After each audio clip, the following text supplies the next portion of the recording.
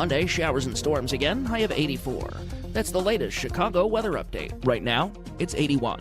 This is a WCPT moment in labor. In the 1830s in Lowell, Massachusetts, during the rise of the textile industry, factories were hiring large groups of women ranging in ages 18 to 35 to work at their mills. The workdays were 13 hours long and had poor working conditions. By 1834, the textile market was sluggish. In response, the workers' wages were reduced by 12.5%. One of the workers, Julia Wilson, tried to organize the women to get their wages back, only to be terminated abruptly. Wilson signaled the women to strike or turn out. Over 800 women marched and signed a petition saying we will not go back into the mills to work unless our wages are continued. Ultimately, the strike failed, but they learned from their mistake and successfully battled back a rent increase on their boarding houses 2 years later. By January 1845, about a dozen of the Lowell female textile workers came together to form the Lowell Female Labor Reform Association. This would become the first organized union of women workers in American history. This has been a WCPT Moment in Labor. We're working for your rights. WCPT 820, Chicago's progressive talk, where facts matter. Driving it home with Patti Vasquez, Patti Vasquez. From global conflicts to greenhouse gases, the folks refusing to wear masks says, and politicians getting caught grabbing asses says, she's driving it home with Patti Vasquez. Hey, everybody. Hi. I hope that you are happy, healthy, and safe wherever you are tuning in today. And we have an eclectic show today because we're going to do a little bit of everything. And I do want to open up the phone lines so that we can make sure we get to phone calls in the first half hour, because we're going to talk about the farmers markets both in our area and maybe in your neck of the woods. We'd love to hear from you about the markets that you go to if you want to promote yours. Love to hear from you. You can text or call at 773-763-9278. That's 773-763-9278. Joining us in a little bit on the line, we're going to have our friends Sebastian Vargo and I believe Taylor Hanna, two Chicago-based chefs behind Vargo Brother Ferments. And I totally forgot to bring you some of that, Lady B, but I'm going to bring you some of the. Oh my God, have you?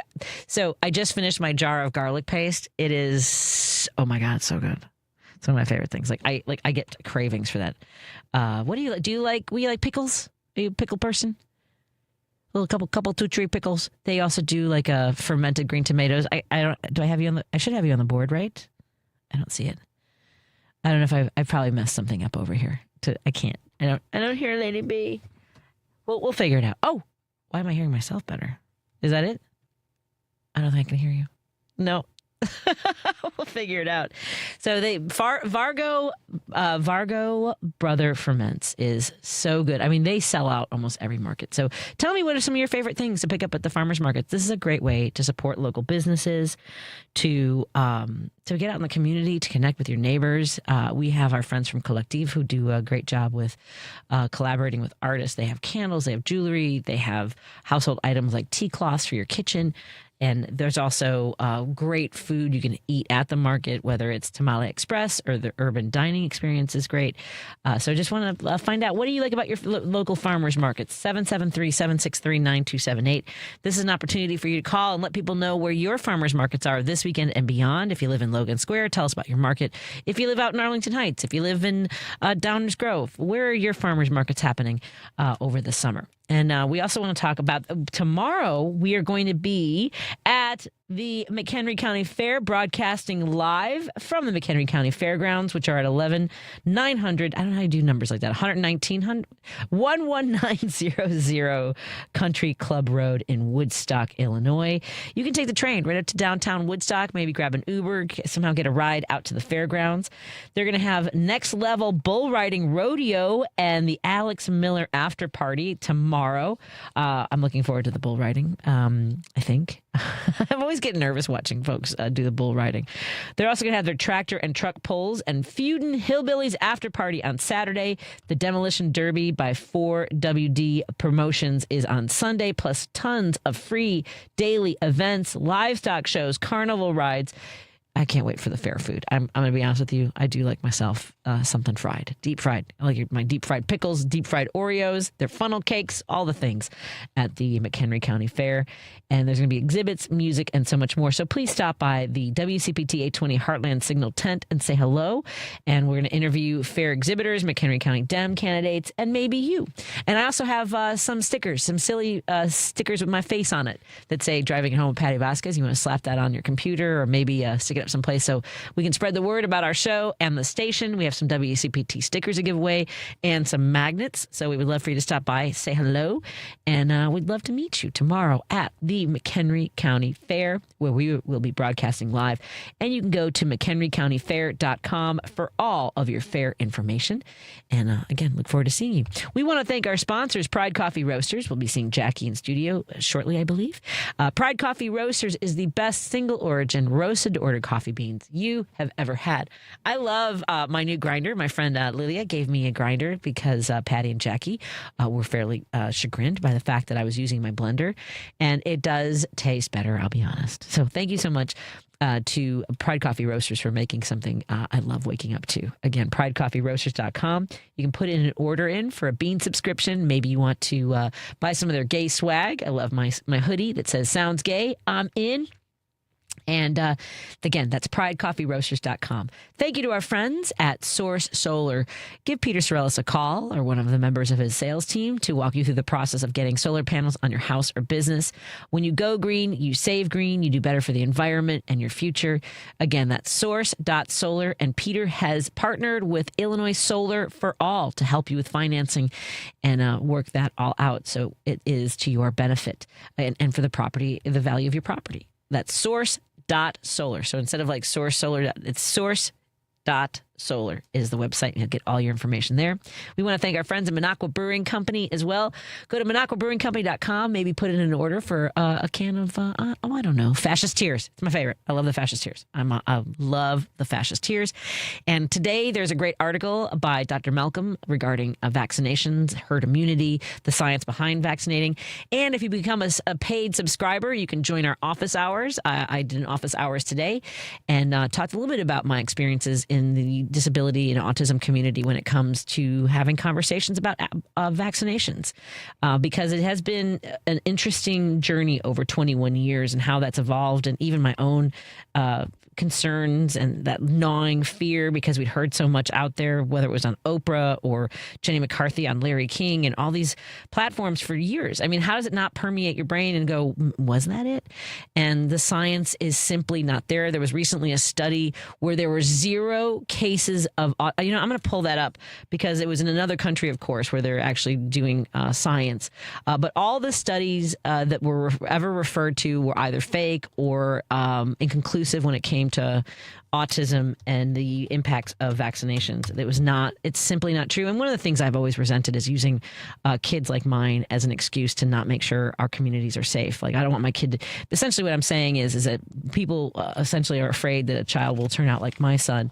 And so because of that, everyone should suffer, including the elderly, people who are immune compromised, our children, and everybody in general. We need herd immunity in order to, like, this planet is more than happy to shake us off, folks. There's plenty out there that will take us down. And so if we can work together to protect each other, vaccinations is one of the ways to get that done. At any rate, that's what I talked about during my office hours today on Minocqua Brewing Company's Substack. If you become a paid subscriber, you have complete access to all of our office hours. Mine, Kirk Bankstead, Ben Cominos. We're adding more members to the team, and we'd love to have you join the conversation there. Plus, the marketplace is fantastic. Our vendors at Minocqua Brewing Company Marketplace are so invested in the environment, in uplifting our communities, like the Dugan sisters, who have incredible insect repellent products that they're not heavy in the nasty chemicals that affect your respiratory system and are bad for the environment. And they don't give money to MAGA. So I highly recommend that you visit the MinocquaMarketplace.com. Let's take some calls in a moment. I also want to thank our friends at the American Federation for Suicide Prevention and their support of our Pride Parade float this year. Pride Coffee Roasters was there. So we have our friends from Chicago Community Acupuncture, our friends from Social Change, Berman, Kia, and Hyundai. And we're so excited to and Subaru. It's Berman Subaru. Really, I cannot stop looking at Subarus now that we've been partnering with Berman. So thank you so much to our friends for Illinois Veterans for Change. It's just a great experience being in the Pride Parade with everyone this year. And if you are interested in joining us for events like the Pride Parade, or if you have an event coming up that you want to promote, I know we're going to start working with some folks for Eddie Fest and the Labor Day Parade on Saturday, September 5th. We want to see everybody out there. We will be there. So excited to partner with our friends from the CFL. So let's take a break. Oh, let's take phone calls. What time is it? Oh, I have time for phone calls. Excellent. Let's take some phone calls. Oh, you can email me if you are interested in becoming a sponsor at pvasquez@heartlandsignal.com. That's P as in Patty, Vasquez as in Vasquez at heartlandsignal.com. That's VASQUEZ. And I'd love to talk to you about your business and getting the word out there. Maybe you have an event coming up. We're going to start working on Halloween events. And then, of course, the holidays are coming up. So we would love to share your story and would love your support. For all of our sponsors, go to heartlandsignal.com. Support those businesses that are supporting these conversations because they are invested in our communities and our future. Let's get to Jim on the line from Chicago. What's on your mind, Jim? Hi, Patty. Curing dependency, the Republican project since for the last 150 years, they intend to cure dependency. But you look at what pushes ahead. You've got Francis Perkins, you've got Harry Hopkins, two social workers, one from Iowa, one from New York. They pushed civilization forward. And Harry Hopkins was asked, do you think that this food program will work in the long run? And he said, people don't eat in the long run. Anyway, the point is they're trying to end this, with USAID cutting the SNAP program, cutting, not giving kids a break at college. I mean, all this stuff. All it's going to do is cripple us eventually because, Patty, please believe me, these programs work. There were two economists that Roosevelt adopted. It was John Maynard Keynes, who believed, he was an English economist, who believed that if you pump money into the economy, it can only help that population because it gives them more breathing room, more elbow room. And then Kennedy with John Kenneth Galbraith, the same line of, he's a Keynesian economist. And what are we in now? We're in a situation where we're going to say we want to cut off USAID. We don't want to give anybody any malaria nets. We let them die. I mean, that is their whole policy, to let people. So in other words, if their policy is to let people die. So if enough people die, then somehow this is going to bring us to a brighter economy and a better day. Now, in my mind, that is absolutely insane. But yet, that is the Republican mantra. You remember Mitt Romney when he ran for president. He's in a fundraiser for Republicans, and he's such a cheapskate that he doesn't tip the bartender. And the bartender's recording the whole thing. And Romney said, the famous words, well, the Republicans are the makers and the Democrats are the takers. Yeah. So this kid, this bartender, because he got stiff, he hung on to the program. He hung on to the video part of it, and he gave it to Jimmy Carter's grandson, who ran it to Mother Jones. It didn't help Romney in that election, that's for sure. But we're at a similar thing with this midterm coming up. We've got to get the power to purse back, Patty. We've got the power to purse back. Yeah, and, a listener just texted in. I don't know if you heard about this news with the FCC today, too, with, another element that's going to make it much harder for us to get things back right the ship, as it were. The FCC has removed the limit on broadcast TV ownership. Remember, there was a point where a single owner could not reach more than 39% of U.S. households, and they have removed that limit. So outlets like Sinclair. It's already a mess, though. It's already a mess, Patty. It's a mess because you don't really have anybody, an erudite enough person. I haven't seen an erudite enough person on TV for years. I mean, they're actually definitely afraid. They're definitely afraid. You know of what the problem is? Party. We now have an audience that doesn't know necessarily, perhaps outside of this listening audience, what erudite person on TV is. Yeah, that's all right. But the point is, you don't see anybody making a crucial point or a cogent point about anything. It's the weather. It's food. It's, bread and circus is like you're in some kind of a Roman village. Right. I mean, I don't know what happened to it, but it's absolutely been destroyed anyway. So I don't know what they're going to do with it, but it can't get any worse. I don't think it can get any worse, so they just blacked it out. Yeah, I know. But it doesn't matter because. What do you think of the Michigan race? Oh, I am pleased that the massive amounts of money that AIPAC at least put into that race was not successful. I mean, not the same in St. Louis, but yeah. Right. And not only that, but the beautiful part about it, he is a doctor, and he does want health insurance for every American, like every other civilized country in the world has. He's all for health insurance, and he's a doctor. That's why you got Dr. Tinus on. I'd like to see more I know that they're busy, but there are more doctors running for office like this gentleman, and more social workers running. I'm sick of lawyers, and I'm sick of this. I'm just sick of it. I'd rather see social workers running. At least some. I'm not talking about every one of them, but at least they can articulate the position of people that they want to help. Anyway, Patty, thanks Jim. Have a good show. Talk to you later. Let's take a break here, and we continue with your phone calls when we come back on WCPT 820 Heartland Signal and KKNW 1115 Seattle. And hello to all of our friends tuning in digitally on Facebook, YouTube, and now on Minocqua Brewing Company Substack. And you can listen to our podcasts by checking us out at heartlandsignal.com. More in a moment.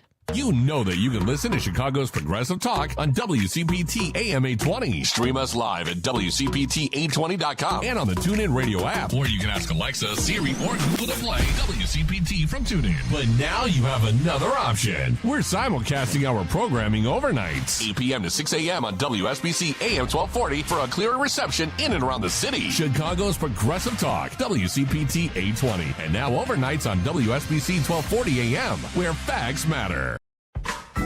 Everywhere you look, things are getting more expensive. But at Consumer Cellular, we're lowering the price for those 50 and up. Now you can get unlimited everything for just $35 a line. That's $35 a month for unlimited talk, text, and data. Switch to the carrier ranked #1 in network coverage and customer satisfaction and get unlimited everything for just $35 a month. Call 1-888-FREEDOM or visit Consumer Cellular online or in-store today. Price includes $5 credit for auto pay and e-billing. Taxes and fees apply. Data speeds reduced after 35 gigabytes. Rankings done by 2025 ACSI survey. I always had to be so good, no one could ignore me. Carve my path with data and drive. But some people only see who I am on paper. The paper ceiling, the limitations from degree screens to stereotypes that are holding back over 70 million stars. Workers skilled through alternative routes, rather than a bachelor's degree. It's time for skills to speak for themselves. Find resources for breaking through barriers at tearthepaperceiling.org. Brought to you by Opportunity at Work and the Ad Council. This is WCPT 820, where facts matter. If you're listening to this station right now, you've definitely heard my voice before. Hi, I'm Hawk. And I'm Pete. And we're with Source Solar, your local source for solar. Source Solar is Chicagoland's premier solar installer, providing solutions for over 1,000 homeowners and business owners across Illinois and Iowa. With over a decade of industry experience and deep roots here in Chicago, we have the expertise to help your transition to clean, renewable, resilient energy. We can guarantee that we save you money day one without any out-of-pocket cost to you. This means you have an instant ROI, instant payback, and can save money to add to your bottom line day one. At Source Solar, we source everything as local as possible, meaning we always carry the Made in USA sticker. Find us online at www.source.solar. Stop in our office at 5710 North Northwest Highway or give us a call at 773-985-3992. And don't forget to ask for Hawk or Pete.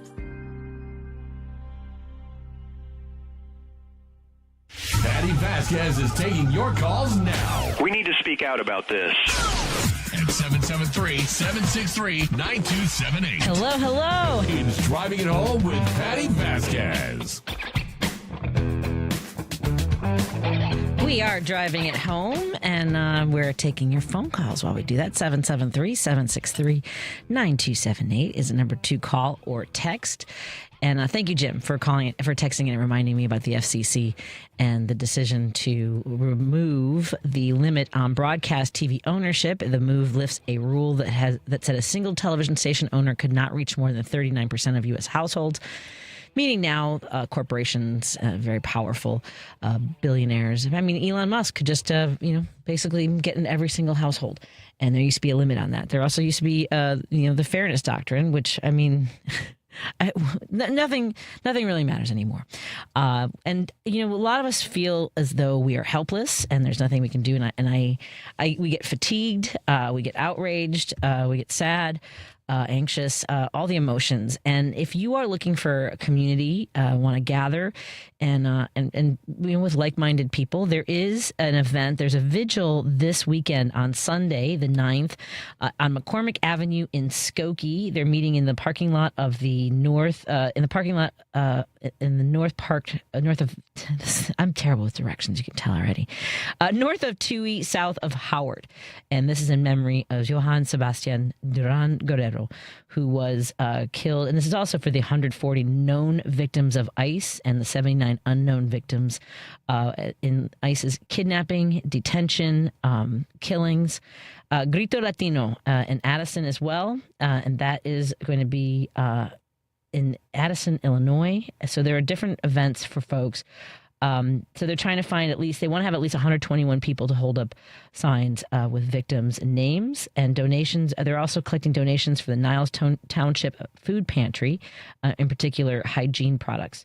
So that's Indivisible Evanston, Indivisible Rogers Park, West Ridge, Indivisible Skokie, Morton Grove, Lincolnwood. So you can look for all of that information on Indivisible's website by Googling the Indivisible main page, and you'll find events in your area. Maria from Humboldt is on the line. Hi, Maria. What's on your mind, my friend? Hi, it's been a while. I'm glad I was able to get on. Yes. First, I want to thank Jim for his information. I agree with a lot of what he said. As for the FCC, you know what? The only radio station I listen to is WCPT. That's my go-to. Awesome. And TV, I stopped watching it because I can't stand seeing liars on television, and the media is enabling them. So I say, forget it. The other thing I want to say is my fun thing to do, I love going to the farmer market. Yes. I love walking through. I go to the Logan Square one because I live up in that, close to it. And I just love walking through there, just looking and just seeing all the different products that are being sold. My thing are the bread, okay? I love fresh baked bread and desserts, stuff like cookies and stuff like that. So it's always a fun thing for me to go to farmers market. I grow my own tomatoes. I grow my own. Yes. The economy is horrible. How are your tomatoes doing this year? I think I said this on the air yesterday. I'm not sure, but I've been planting tomatoes for about 4 years now. I started up again, and this is the first year I had picture perfect tomatoes, and they were slightly. I got them when they were still a little green, so I could put them in the air fryer, like fried green tomatoes. Oh my God, so good, so good. Yeah, so happy. Yeah, my. Even strawberries, believe it or not. Not a lot, I grab a few that are, ready to be eaten. But I have fruits. I have all the herbs, cilantro, oregano, all those fun things that I love to add. But I also have green peppers, nice green peppers. I actually used one of them. It was so good. I mean, you save a little bit of money. It's a lot of work growing it. But you know what? I love gardening. You know, Yeah. I'm a jibara. What can I say? And you know what that means, right? I am a chaos gardener. I just like to spread my seeds all over the place and just hope something works out. Do you know how I got my tomatoes? Actually, because I've been growing them, and if some of them fall to on the soil, I just like cover them up with the soil and just and then hope they come back next year. That's what I've been doing. I'll go to the local place to buy, products. That's what I do. The seeds and stuff like that. You know, there's a seed library that I got some from this year as well to grow okra and cucumbers, which I haven't been very diligent about. But there's like seed libraries. You can go online and get them sent to you as well. Like stuff. Oh, yeah. Okay. I've been growing. You're gonna laugh. Broccoli. Yeah, I just planted some. Yes. They're coming. I've never grown broccoli before, but this time I was really surprised. I'm looking forward to eating it. And, add it to like stir fry type of thing. I mean, I'm an experiment. I'm a little farmer. That's I'm a farmer. Nice. Can't help it. I've always been that way. I even grew corn in my parents' backyard when I was growing.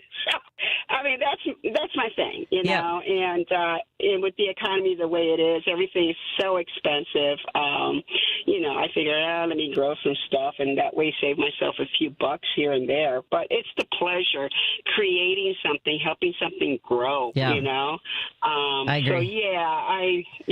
So Just so you know, anyway. the Chicago Public Library has several libraries with seed libraries, including the Edgewater branch at 6000 North Broadway, the Bazazian branch on Ainsley in the 60640. Just so you know, the Chicago Public Library, if you ever wanted to get seed, they have a whole catalog of every seed you could possibly need in this area, just so you know, going forward. Yeah. That's good to know. Yeah, you always learn something. I tell you, I always learn something on WCPT, and I love listening to you all. I love listening to all you guys because you help me with recent information because I can't stand watching commercial propaganda television now. I might as well just cancel my subscription for cable, because I'm fed up. I'm wasting money. I might as well. That's another way I could deduct and save some money, I love it. Yeah, exactly. And, I just use the tablet with the internet. Yeah, the tablets in my phone. So I still get my information. And you guys you always provide the most current information and not propaganda, facts. And that's what I like. The other thing I want to say, I'm really proud of those Democratic socialists. Thank God we're getting younger people and people that really want to help the community. And I'm a long life Democrat, and what can I say? But you know what? I'm open to new ideas, new people. I would consider myself a little bit more progressive. I just turned 72. I had a birthday recently. Lady B, would you have guessed that Maria was 72? No, she sounds like she's in her 40s, 50s tops. Yeah, if you see me, I look like I'm in my 40s, That's Latinas. Yeah. Latina. Brown don't frown, baby. That's all. Yeah, you know how we are with that. We're, yin sasita, hot. What can I say? it. Oh. But I've always been this way. It's the Boricua in me. I love it. What can I say? Oh, Maria. Yeah. Well, is your market this weekend? Is the Logan Square Market going up this weekend? They always come. Yeah, it's always every Sunday. Every Sunday. Look at you. Yeah, every Sunday, and they're really good about it, and it's fairly large. It covers that area there. I mean, the whole area has been changed with the traffic's been changed. Everything's different now. It took a while for them to get it all put together. So you can get confused if you ever go through there because you got to go kind of like in a roundabout and this away. So you got to really pay attention to the signs. Otherwise, you might end up going in the wrong direction. But, yeah, they're there, right there on Milwaukee and Logan Square, Logan Boulevard. They have like this circular, like a plaza right in the middle. But yeah, I've been going to it many years now. Of course, prices are going up, it's expected, but I love the idea of getting fresh produce, but the bread. Yeah, I'm a it's the sucker best. for bread. You gotta try it if you get a chance. I don't know I think she's more on the northwest side, like Portage Park and Jeff Park, but Bread Cult. She makes the best sourdough bread I've ever had in my life. It's so good. Oh, where is that? Because I'm in the Portage Park area now. Yeah, she does the Portage Park Farmers Market, and she also does our market, but she's taking some time off, and she does drop off, so you can order ahead. Follow her on Instagram, Bread Cult, and then she does orders, and the drop off is at the Portage Park grounds on Irving Park Road, that little coffee shop. Oh. Yeah. Okay. Oh, okay. Yeah, that's not too far from where I live now. Because I grew up in the Humboldt Park area, and then I ended up going to the Lakeview area, and I've been around. It's mostly the north and northwest side that I've lived in Chicago. I'm a long-time Chicagoan, born and raised, native born here. My parents came from Puerto Rico, so Where'd you go to high school? Yeah. I went originally, and mind you, because I'm 72 years old, I went to Tulane High School when it was Tulane High School before, oh my God, the name of the baseball player, what's his name? They named the high school Roberto Clemente. Roberto Clemente, exactly. But I was only there for 1 quarter. Ended up going to Lakeview High School and graduated from there. And I love that school because I call it the United Nations School because every imaginable ethnic group was in that school, attended all the students. We used to have what they call the international fair, and everybody contributed with their own folklorico dancing. I mean, everybody. It was so much fun. And, of course, the Puerto Ricans were playing salsa. They were dancing, the guaguancó and all that stuff. And my brothers were the dancers in that, too. We were salseros, as they say in the old days. But yeah, it was a great school. I was a great student. I was an honors student back then. I don't know what happened to me since. But I did go on. I mean, I went on and went to graduate school. I went to college, graduate school, and then law school, and then graduate school again. I'm an overachiever, because unfortunately I'm reliving the crap that's going on now with all the hatred and racism that's going on where, we have people that are profile, people that are being harmed because of who they are. And it breaks my heart because I've worked with the immigrant community. So that's why I stopped watching the TV after the November 2024 election. I can't deal with the nonsense or the lies that are being perpetrated because I worked in that community. I helped them to get their green cards. I helped them to get asylum. I helped them to get citizenship. And these are hard-working people. All I met were good people. So it breaks my heart with what's going on and knowing, and because as an attorney, what they're doing is not following the Immigration and Nationalization Act. If people read that, and it's available online at uscis.gov, because that's the federal branch that I worked with, agency, and I wish people would just study and research and develop their critical thinking. Come on, people, don't listen to hearsay. Don't listen to third parties because they're just repeating nonsense. And it breaks my heart. It breaks my heart, And so I chose. I'm not going to, deal with toxicity and listen to nonsense, listen to propaganda. I'm not going to do it. I refuse. And whenever I meet people, and I love talking to young people, I think you could tell I love to talk, I help them. I tell, hey, are you aware of what's going on in the politics? Have you thought about listening to WCPT? Have you listened about? Yeah, thanks for spreading the word. I'm not going to mention some other groups, but, because then it's free commercial, right? But there's a lot of groups that's available online that people could get so much information.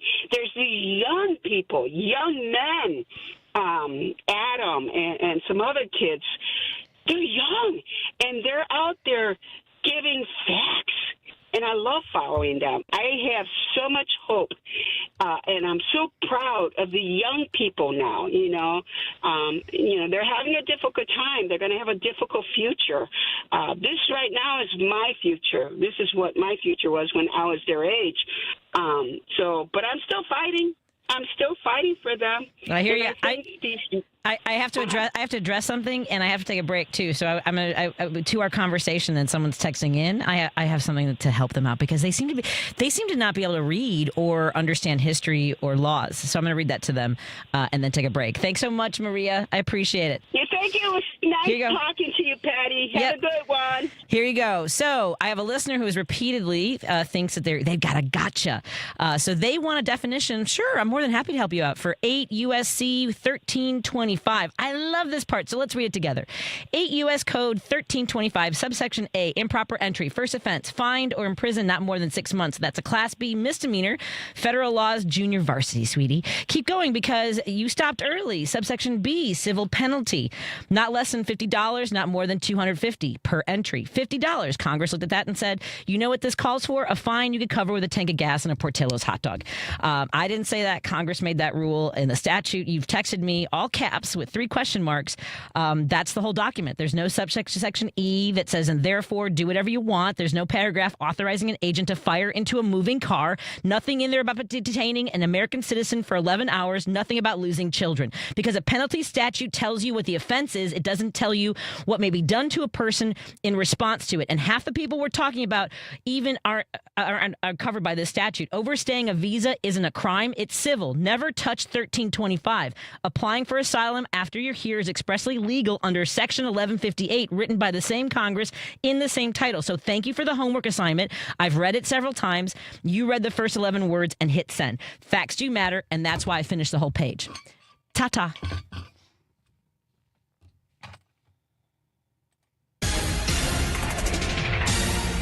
You're listening to WCPT 820. Here's the latest Chicago weather update. I'm meteorologist Ray Miller from the Weatherology Weather Center. Mainly cloudy skies tonight with a low temperature near 70 and winds out of the southeast at 5 to 15. Friday we'll see partly sunny skies and a high temperature of 84 with southwesterly winds at 5 to 10 miles an hour. Saturday, plenty of sunshine with a high temperature of 80 degrees. Good chance of showers and storms on Sunday with a high temperature around 83 degrees. Monday, showers and storms again, high of 84. That's the latest Chicago weather update. Right now, it's 81. This is Chicago's Progressive Talk, 820 AM, WCPT Willow Springs, and online at WCPT820.com, where facts matter. Jew's Views with Richard Jew. Mary Pat, good morning and welcome to the show. We're all human. Cory Booker is a human. The man in the White House is a human being. And the point is, stop looking for excuses not to vote. Yeah, Mary Pat, wow, you must have been in my brain. I was driving in this morning thinking about thoughts for the show, and I was like, a lot of people were just looking for a reason to find fault in Kamala Harris, and they didn't vote. Richard Jew, weekday mornings at 6 on WCPT 820. Homeowners, is your upper floor too hot in the summer? Are energy bills climbing with every degree? Green Attic can help. With over 15 years of experience and more than 1,000 five-star reviews, Green Attic is a trusted name in Chicagoland for insulation, ventilation, and roofing solutions that make homes more comfortable and energy efficient. They specialize in attic insulation, spray foam, crawl space encapsulation, mold remediation, and solar attic fan installation, all designed to keep your home cooler and improve indoor air quality during the warmer months. Green Attic also offers full-service roofing through Green Attic Roofing, from roof repairs and replacements to flat roofs, commercial roofing, and solar panel installation. The right insulation and ventilation can lower energy use, reduce strain on your HVAC system, and help maintain more consistent temperatures throughout your home. Green Attic backs its work with the industry's only 10-year labor warranty. Schedule your free insulation consultation at greenattic.com or get an instant roofing estimate at greenatticroofing.com. Green Attic, healthy home, happy family. You're listening to WCPT 820, because facts matter. Distractions, just bold ideas and real talk. This is Driving It Home with Patti Vasquez.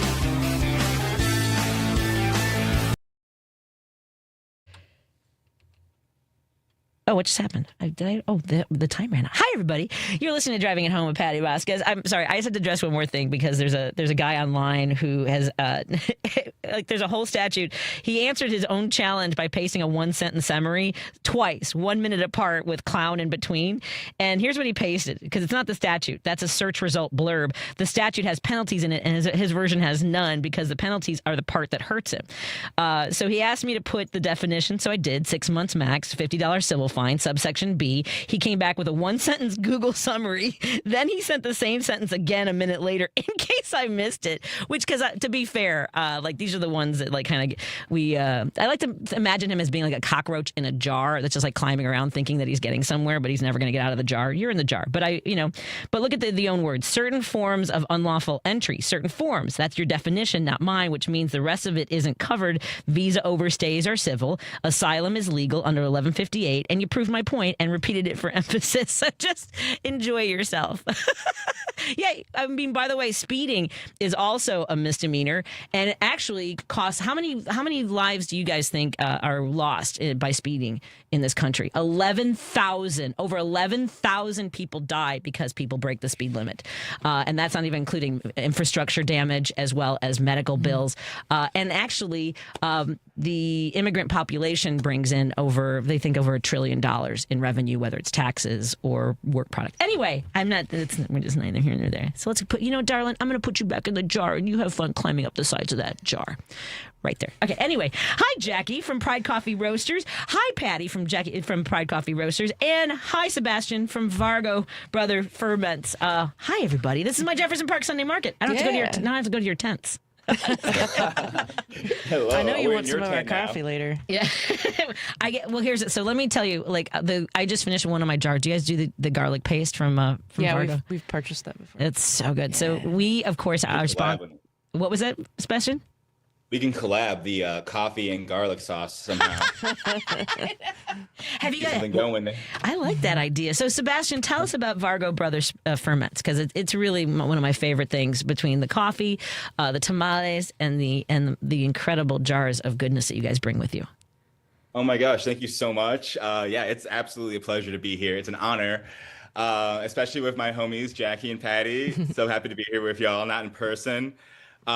Yes, Vargo Brother Ferments. It's a business I run along with my wife, Taylor. We specialize in a lot of lacto-fermented seasonal fare. So, we love to work with local growers and veggies and just transform them into really tasty condiments. So we do everything from like lacto-fermented pickles, classic garlic dill, like deli pickle, sauerkraut, kimchi. When I say lacto-fermented, we're talking salt brined, unpasteurized, so like naturally tangy, naturally crunchy, just refreshing krauts, kimchis, and pickles, and so much more than that. And then, what we like to do is make things that are good for digestion and immune functioning. So, yeah, it's definitely a love and passion. I'm super happy I get to do it. I know that in the past, Meryl said there used to be a cookbook with all the products. Like, I really should start writing down all the ways in which I use, obviously, my coffee every single day, which I love. But I made a dirty matcha with your coffee the other day, which was also fantastic. I had some matcha powder, and I was like, I needed to double down on my caffeine. So tell us a little bit too about Pride Coffee Roasters. And I know that we've talked about it before on the air, and I've mentioned it that you guys, started out as hobbyists. Mm-hmm. Whose idea was to pick that up as a hobby? I think it was me, because I'm like a wannabe DIYer all the time.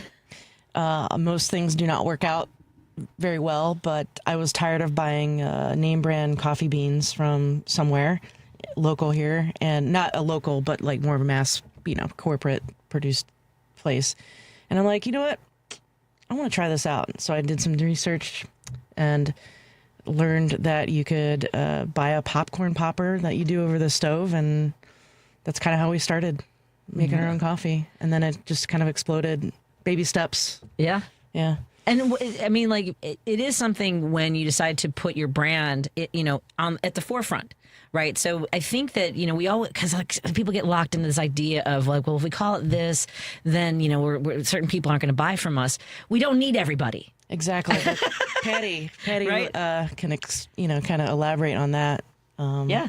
Yeah, I mean, various markets have multiple coffee vendors, and there's room for everybody. Yes. And you guys, you span the entire, but I think it also draws people in. I was just talking about how important it is to wear, and I don't think I'm wearing today, but in general, wearing a pride, just a symbol of being an ally. It's amazing to me how many people react. If I'm wearing earrings at Wrigley, people are like, I love your earrings. Yeah. Right? They say love on them. It's fun to hear the thank yous for being here. Yeah. I mean, the visibility really matters. So, and we were never nervous about our name, Pride Coffee Roasters, or are worried about our garb that we wear, our design, the Sounds Gay I'm in. I was never afraid to show that out loud to people in public, and because I'm so happy of who we are naturally, and our product is that freaking good. So if you don't like what we are, then we understand, just walk on by. You don't need to make a comment. Just walk on by. Walk on by. I mean, that's also for the show. You don't like it? Walk on by. Yeah. Walk on by. Bye-bye. Bye-bye. Ta-ta. For Vargo Brothers, how did you get started, Sebastian? Where did this come? Where did this wonderful company of incredible foods come from? Yes. Well, I was going to say, to the walk on by comment, people do like to let me know that they think kimchi is stinky. And I'm like, okay.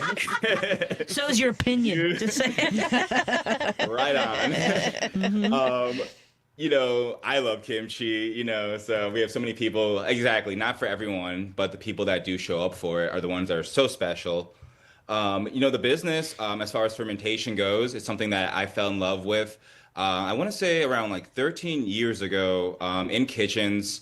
It's where, I've always had a job just cooking. It's really always been something I've loved to do since I was a young one. My grandmother got me inspired at a young age, and I ate a lot of sauerkraut growing up as well. That was always catch me with a coffee mug filled with sauerkraut. I'm sorry, these are not the sentences that people use often. I was the one things in a coffee mug. Put Skittles in one. Sure. Yeah. What was it? Was it a family thing to be eating sauerkraut? What were we doing with sauerkraut? It was a family thing. Yeah, absolutely. It was just something that we just had a deep passion for. Don't ask me the origin of that, but it definitely came from our grandmother just loving it. She had a lot of special recipes. I remember I had a crazy steam burn that I got. She was making braised short ribs and sauerkraut, and I just loved it.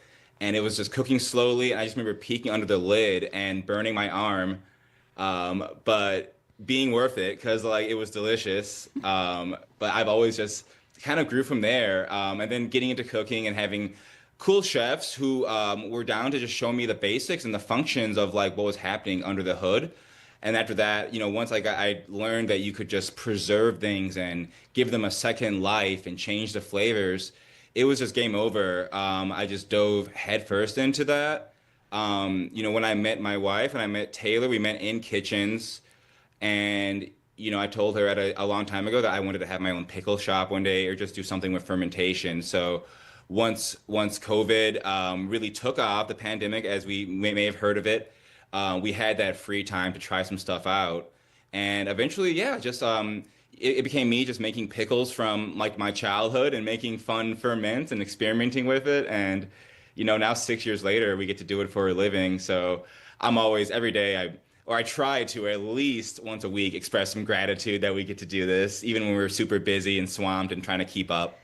It's so good. One of my favorite things is, I think it's a dill salsa. I told you the Yes. Oh my God. That's a deeper cut. It is so good. All right. We are hanging out with our friends from the Jefferson Park Sunday Market. We'll be at the park this Sunday, 9:30 to 1:30. There will be yoga. You can sign up for wildfire yoga. Go to their website. Go to the Jefferson. Patty, Jackie's like, why are you looking at me like I might know? I'm just looking at somebody because I'm looking for it in my own brain and hoping if I look into your eyes, I'll find it. Good. I'm not weirded out at all. That was intense. You can look at me too. I can confirm.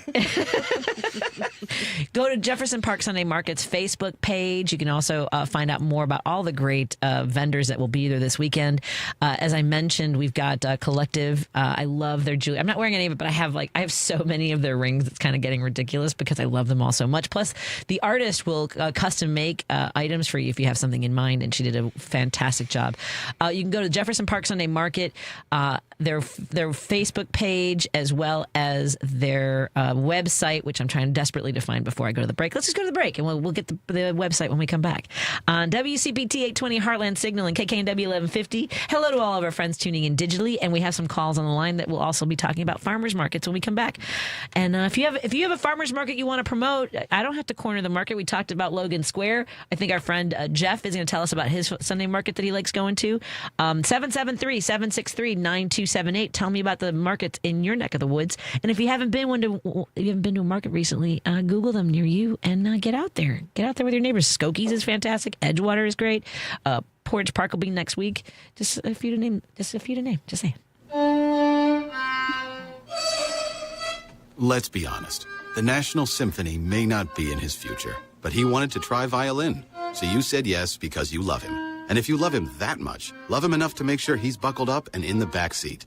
Find out more about keeping your kids safe in your vehicle at nhtsa.gov/the-right-seat. Show him you love him. Keep him safe. Visit nhtsa.gov/the-right-seat. Brought to you by the National Highway Traffic Safety Administration and the Ad Council. When you get a diagnosis of Parkinson's disease, things get real. And nobody understands that better than the Parkinson's Foundation. All across the country, we provide resources and support in the fight against Parkinson's, a neurological disease that affects movement. The Parkinson's Foundation is dedicated to improving care and advancing research towards a cure. And when you call our helpline, you'll speak to a real person who can help you find the right information. Because while living with Parkinson's can be challenging, there are things you can do to improve your quality of life. So, whether you're newly diagnosed, have been living with Parkinson's for years, or caring for a loved one, when Parkinson's gets real, find real answers at the Parkinson's Foundation. Go to parkinson.org or call our helpline at 1-800-4PD-INFO, 1-800-473-4636. The Parkinson's Foundation. Better lives together. It's the most wonderful time of the year at Staples. They've got back-to-school supplies as low as 25 cents, up to 40% off select tech, and more at staples.com/back-to-school. Staples, that was easy.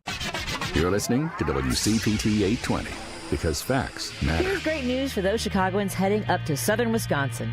Should you ever forget to load up on progressive brews from the local favorites like Rogers Park Provisions or Park West Liquor in Lincoln Park, Minocqua Brewing Company beer is now conveniently available at Dream Liquor and Cigar in Kenosha and in the Lake Geneva area at Delavan Liquor and Smoke in Delavan. If the great town of Madison, Wisconsin is your jam, please remember to swing into the Minocqua Brewing Company tap room at 2927 East Washington Avenue to grab some Resistance beer, pizza, t-shirts, and progressive camaraderie. You're listening to Driving It Home with Patti Vasquez. Thank you so much for joining us as we continue our conversation here on WCPT 820 Heartland Signal, KKNW 1150 in Seattle, and KTNF AM 950 Minneapolis, St. Paul. They're not here yet, but I feel like they are. And thank you to everybody tuning in digitally on Facebook, YouTube, and Minocqua Brewing Company Substack, or our podcast. We are talking farmers markets. This weekend is the Jefferson Park Sunday Market at the Jefferson Park proper, at Higgins and Long, or Lawrence and Lloyd, across the street from the Jefferson Park Library and Post Office. It's kind of like it almost seems like it could be a small town, and that's what I love about that sort of center of the community, and that's why I love being at the market. We're on the line with Sebastian Vargo, who is along with his wife Taylor Hannah. They are both Chicago-based chefs behind Vargo Brother Ferments. Someone just texted me that they just found dill pickle salsa. It's awesome. Are any of your products carried in stores, Sebastian? Yes. Quite a few different stores.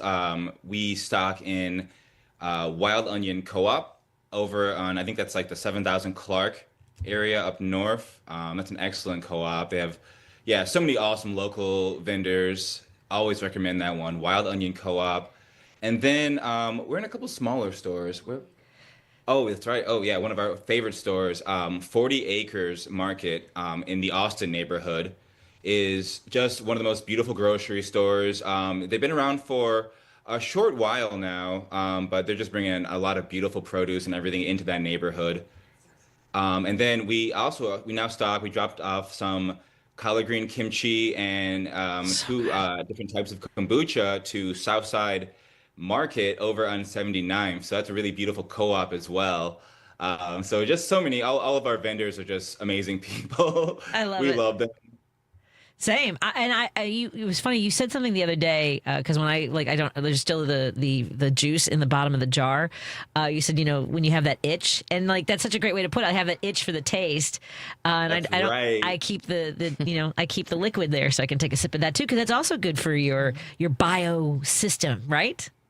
Absolutely. Hey, I'm always about it. Drink the brine. I mean, you have to get your probiotics in somehow. So if you can find a way to make it taste good, that helps, I think, a lot. So absolutely. I'm doing shots of brine. I do a shot of sauerkraut brine almost every morning, sometimes with a little fizzy water if I'm feeling fancy or sassy. Fancy. And for Pride Coffee Roasters, you guys also have a subscription. What is wrong with my brain today?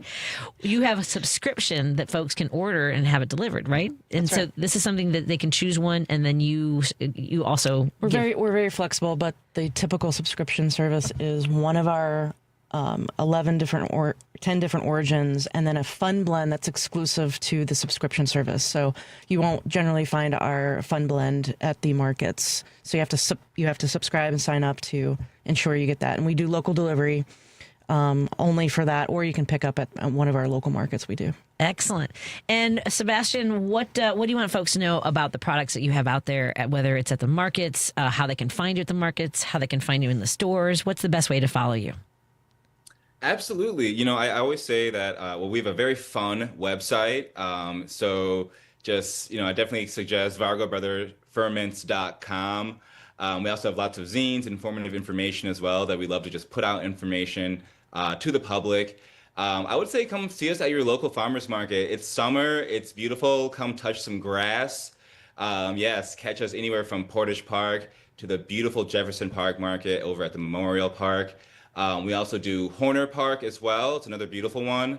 And if you're in Batavia area, come visit us. Batavia has a very robust farmers market scene as well, so they do a good job.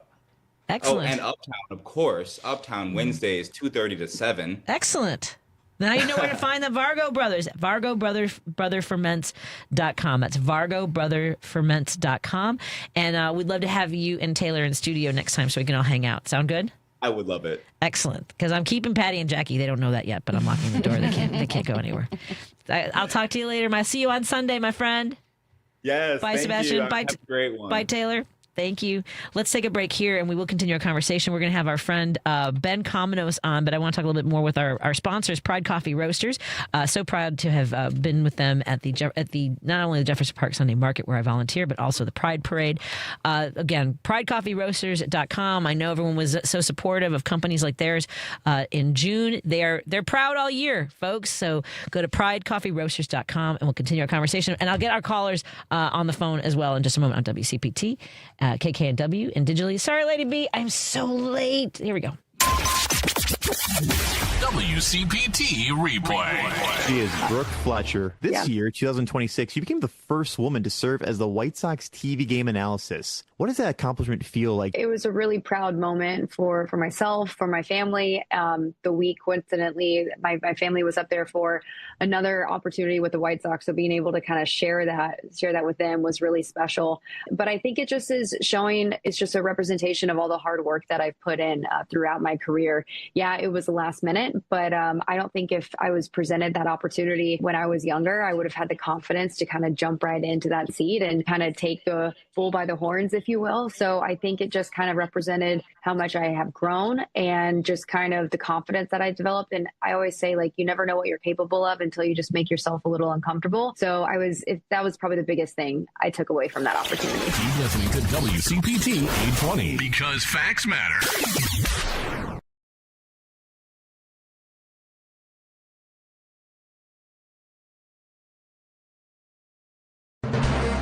AP AP News, I'm Mike Hempen.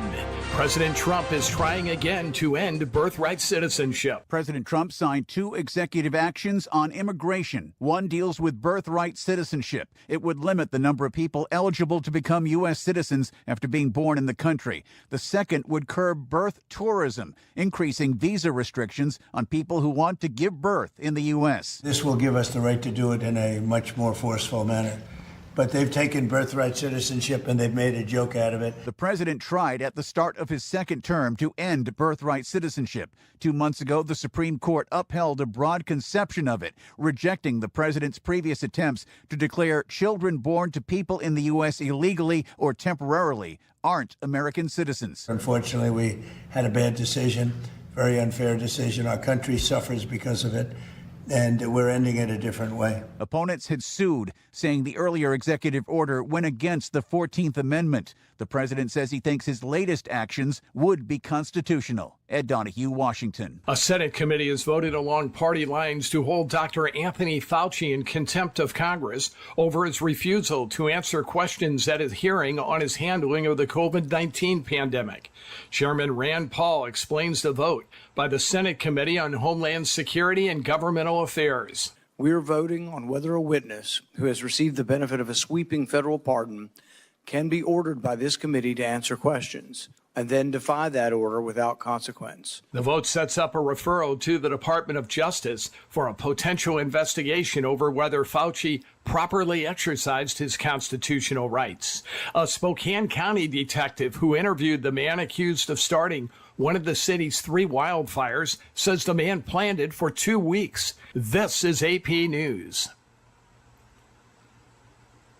FIFA is showing support for its president, while elsewhere confidence wavers. FIFA has said it is sorry for mistakes that were made over Gianni Infantino's failed plan to sell stakes in the World Cup, and that senior staff still supports the FIFA president. The reaffirmation of support for Infantino was announced by top officials at an emergency meeting in Morocco. World Soccer's governing body attempted to present a unified front amid the turbulence caused by Infantino's controversial plans, with calls for him to step down. The show of support comes a day after Canadian Prime Minister Mark Carney publicly claimed a lack of faith in the FIFA head. But certainly I don't have confidence in Mr. Infantino after this point. Given what transpired. Carney said Infantino committed a fatal governance failure by not consulting senior advisors. I'm Karen Shamas. I'm Mike Hempen, AP News. This is 820 AM, WCPT Willow Springs, and streaming worldwide at WCPT820.com. We are Chicago's progressive talk, where facts matter. Now, your WCPT 820 weather update. I'm meteorologist Ray Miller from the Weatherology Weather Center. Mainly cloudy skies tonight with a low temperature near 70 and winds out of the southeast at 5 to 15. Friday, we'll see partly sunny skies and a high temperature of 84 with southwesterly winds at 5 to 10 miles an hour. Saturday, plenty of sunshine with a high temperature of 80 degrees. Good chance of showers and storms on Sunday with a high temperature around 83 degrees. Monday, showers and storms again, high of 84. That's the latest Chicago weather update. Right now, it's 81. Small businesses are the heart of America. Like you, these entrepreneurs started out with a dream and a drive to build a better life. If you have a small business idea to grow or challenge to face, you don't have to go it alone. Since 1964, SCORE has helped millions of entrepreneurs build their businesses. Today, they are the nation's largest nonprofit source of expert mentoring, resources, and education. Whether you're starting out, building back, or have worked at it for years, SCORE will match you with specialized mentors. Our thousands of volunteers provide the guidance and connections you need for free. Your success is waiting. SCORE is ready to help. Find a mentor today at SCORE.org. Alexa, play WCPT. WCPT from TuneIn. Driving it home with Patti Vasquez, Patti Vasquez.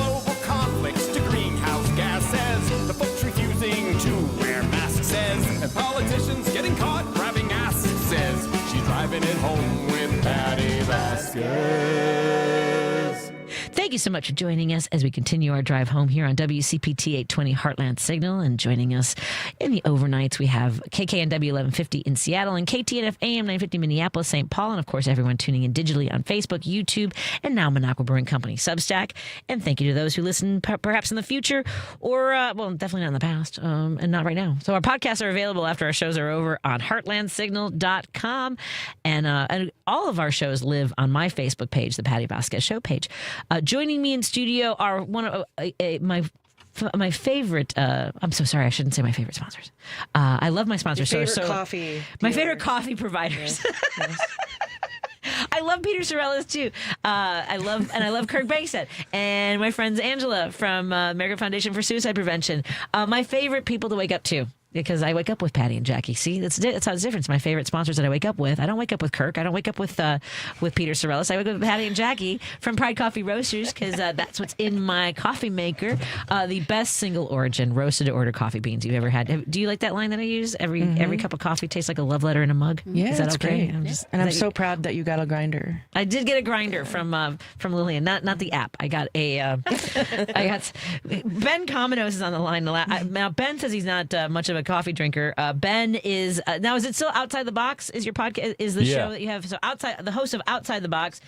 So Ben, what I've learned from my guests, from my sponsors, is that using a blender to grind up my coffee beans is neither. It's not looked on very well. It's neither encouraged nor appreciated, I think is what I was looking for. Just not ideal. Just not ideal. Okay. I felt a tremendous amount of disdain from Jackie when she learned. I mean, see, the face? That's the face. They are vendors at the Jefferson Park Sunday Market. They will be there this Sunday, 9:30 to 1:30. Who's doing Skokie? Who's doing Jeff Park? I am doing Skokie. Fine. I'll be at Jeff. All right, then. Yep. All right. Well, I look forward. But you'll be there after you're done, right? And I owe you lunch. We'll figure that out. Maybe. Yeah, maybe. We'll see. Again, go to pridecoffeeroasters.com. You can also put in an order for a bean subscription. Thank you to our friends at Source Solar. Go to source.solar. Make an appointment with Peter Sorellis. Maybe it's time to get solar panels on your house or business. When you go green, you save green. Source.solar. And, of course, Minocqua Brewing Company. Go to minocquabrewingcompany.com and put in an order for some fascist tears because they're delicious. And we also want to thank Kirk for his support and having us on the live stream on Facebook, as well as the American Foundation for Suicide Prevention. We'll be working with them for their Walk out of the Darkness coming up in October, as well as getting ready for the Labor Day Parade coming up on September 5th. And Eddie Fest is back for the first time since 2019.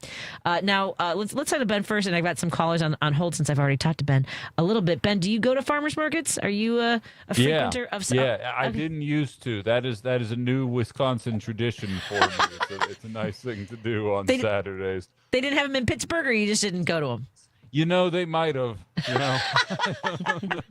I was living in the city proper of Pittsburgh. You know what I mean? There were 1,000 things to do every single day. So farmers markets, I'm very notorious for having never used my stove or oven. I don't cook a lot. I just go out and I eat out and I live out there. So farmers markets weren't for me then, but I go out there now. They got the best fruit, and it's the last place where things are affordable in 2026. So farmers markets are where it's at.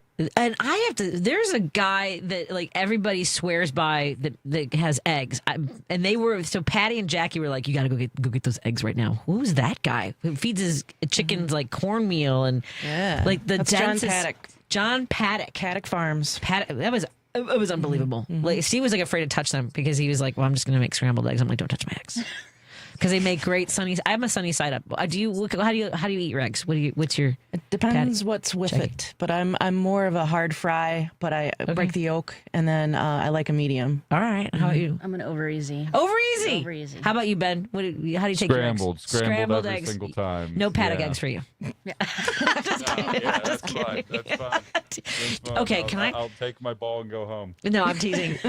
No, it's also very good scrambled. I don't know if you guys have seen this video that kind of went viral. These chefs that were talking about the best little souffle you can make in your microwave. This is for you, Ben. This is super easy. It's one. You crack an egg in a coffee mug, and you whisk it with a tablespoon or so of mayonnaise. Not kidding. And you microwave it for a minute. I usually do for a minute 10, so there isn't any liquids. It's what? Yeah. And then you put that on your nachos with your Vargo Brother Ferment with some salsa and cheese, and oh my god. It's just it's a good too bad breakfast. we don't have a working microwave. We haven't had one in about 8 years. Okay, these are not people I can talk to, Ben. They don't use microwaves. Do you not use microwaves? And I'm listening to you tell me this, and I'm telling you right now, Patty, if I didn't eat for 4 days, I'd die of starvation sitting next to that concoction. That you don't use a microwave either? All right. No, I'm not putting mayonnaise in anything. I'd be like, oh, here's this thing we know you haven't eaten in a half a week. I'd be like, nah, I'll wait till the next thing. Thank you. Does anyone want to tell him about Portillo's chocolate cake? Do you guys know about Portillo's chocolate cake? Okay, never mind. Never had it. Okay, that they use mayonnaise. Let's. Oh, really? I don't think I'm supposed to say that. I was told like years ago when I was at another station, they were like, they might be sponsored. We want them to sponsor. Don't tell people about the mayonnaise in their chocolate cake. I'm sorry. Anyway, let's get to a phone You call. just ruined their whole business model. Yeah, I'm sure they're going to struggle. Yeah, they should have gone public. I guess people are going to buy stocks. We have Jeff from Elgin on the line. Hey, Jeff, you have a farmer's market you want to tell us about? Patty, you're killing me. I'm hearing so many questionable culinary things on the show right now that I don't even know. Mayonnaise in the chocolate cake. I've heard of sour cream in the chocolate cake, and I've heard of Greek yogurt in the chocolate cake, but mayo in the chocolate cake is an interesting one. What is in mayonnaise? Eggs and oil. Eggs and oil. Yeah. Just saying. That's it. Ben, it's just eggs and oil. I hate that you told me that. Mayo does get a bad rap.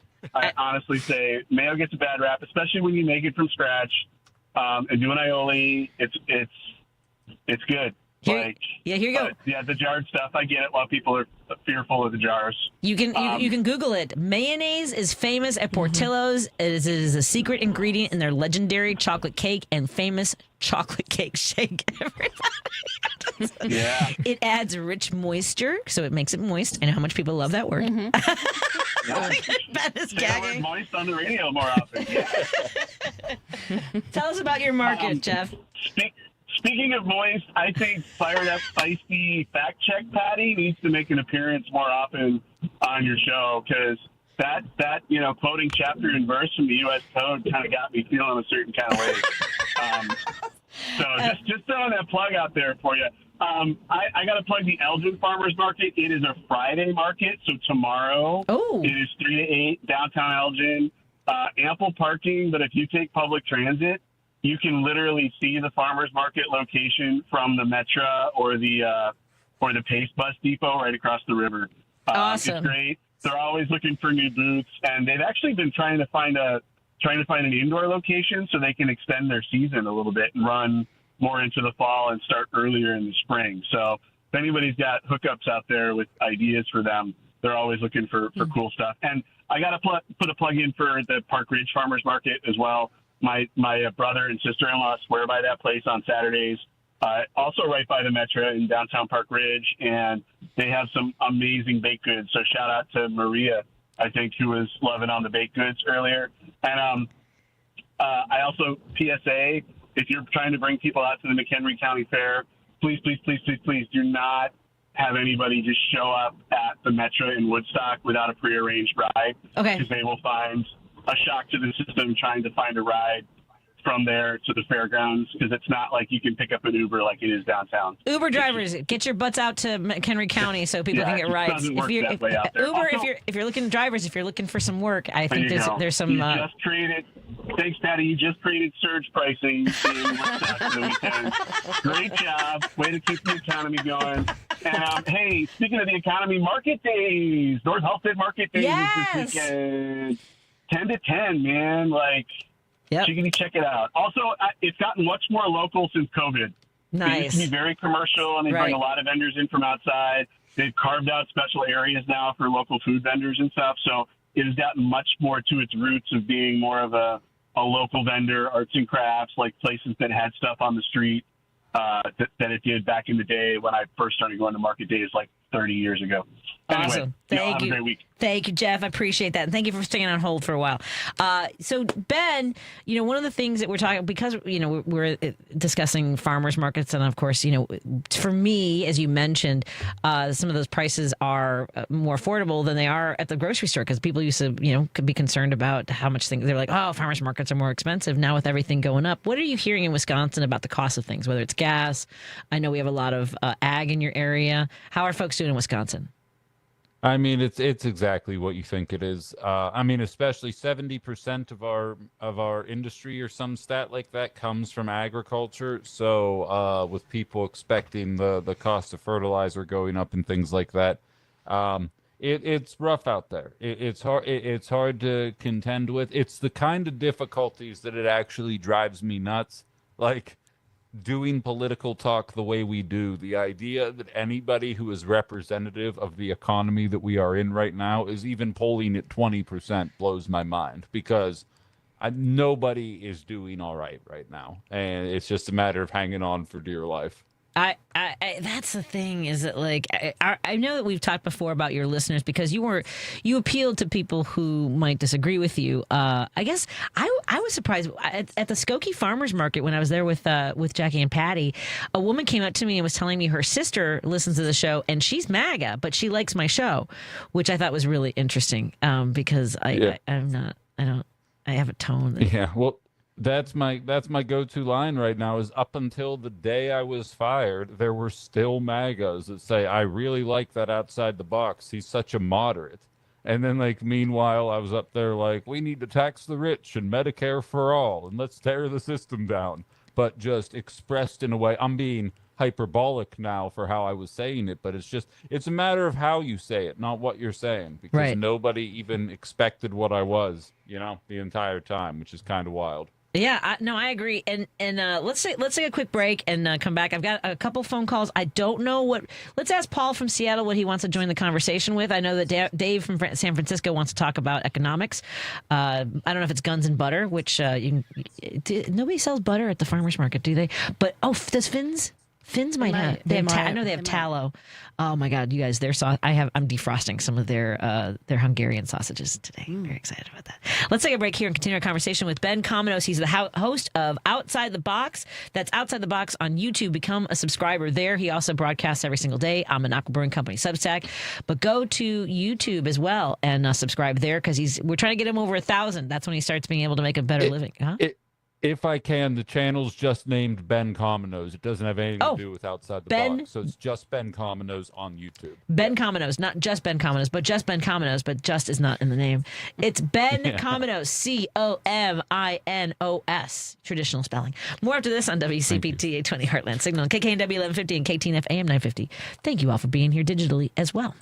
This is Richard Chew with something to chew on. It's curious to watch the hypocrisy of Senate Republicans interrogate Dr. Fauci, an 85-year-old career medical veteran who, by all measure, helped steer our country through one of the most dangerous public medical crises in years. But of course, every one of the GOP members of the Senate Homeland Security Committee and those in the GOP corporate media decided to show their political bias and stupidity by going all in and threatening Dr. Fauci with jail time and all the rest, because he decided to exercise his right of using the Fifth Amendment. Newsflash, GOP hypocrites, your boy, Donald Trump, used the same right nearly 500 times in his New York fraud testimony. But you fools have short memories. So if Dr. Fauci needs to be in jail for his use, so does Donald Trump. I'm just exercising my First Amendment right to free speech. Richard Chew, weekday mornings at 6 on WCPT 820. Chicago's Progressive Talk, WCPT 820, where facts matter. No detours, no distractions, just bold ideas and real talk. This is Driving It Home with Patti Vasquez. And we are hanging out in studio with our sponsors from Pride Coffee Roasters, Patty and Jackie. Go to pridecoffeeroasters.com and put in an order for the best single origin roasted to order coffee beans you've ever. Single origin roasted to order, meaning they're single origin. Can you remind folks what single origin means? Because I learned from you guys. Single origin is one country in a specific area, region of that country. We really like to think of it as like a wine tasting kind of thing with coffee. Because if you get wine from someplace, from like France, and then you get just like coffee from India, from a certain area, it's going to taste different than another coffee in the same country name a different area. So, but single origin is the one country, and that's it. That's I'm on Ben Cominos. By the way, I'm not on Ben Cominos. Ben Cominos, by the way, I am on Peru is my coffee of the week from Pride Coffee Roasters, and it's fantastic. It's one of my favorites. Joining us on the line is Ben Cominos, the host of Outside the Box. Find him, Ben Cominos, on YouTube.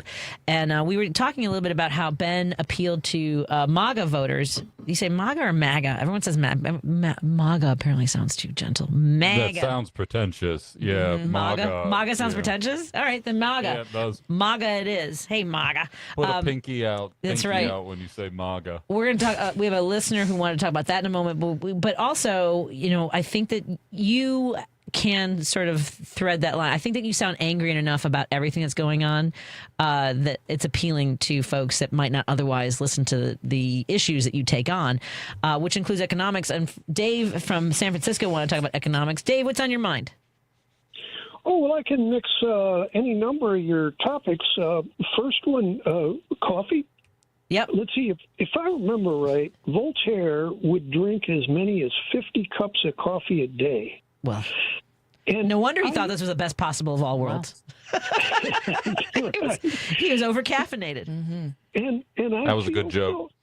I feel so inadequate for having only 7 today. Hey David, I may have to do a rapid transmit, so I've got to, because we're gonna we have to end in a couple minutes. Sorry, go ahead. Well, I'll do it. You're talking farmers markets, and that'll tie to the Keynesian economics you were just talking about. Back in the old days, they had what were called panics, and this was before the Great Depression, and there wasn't enough money in circulation to go around.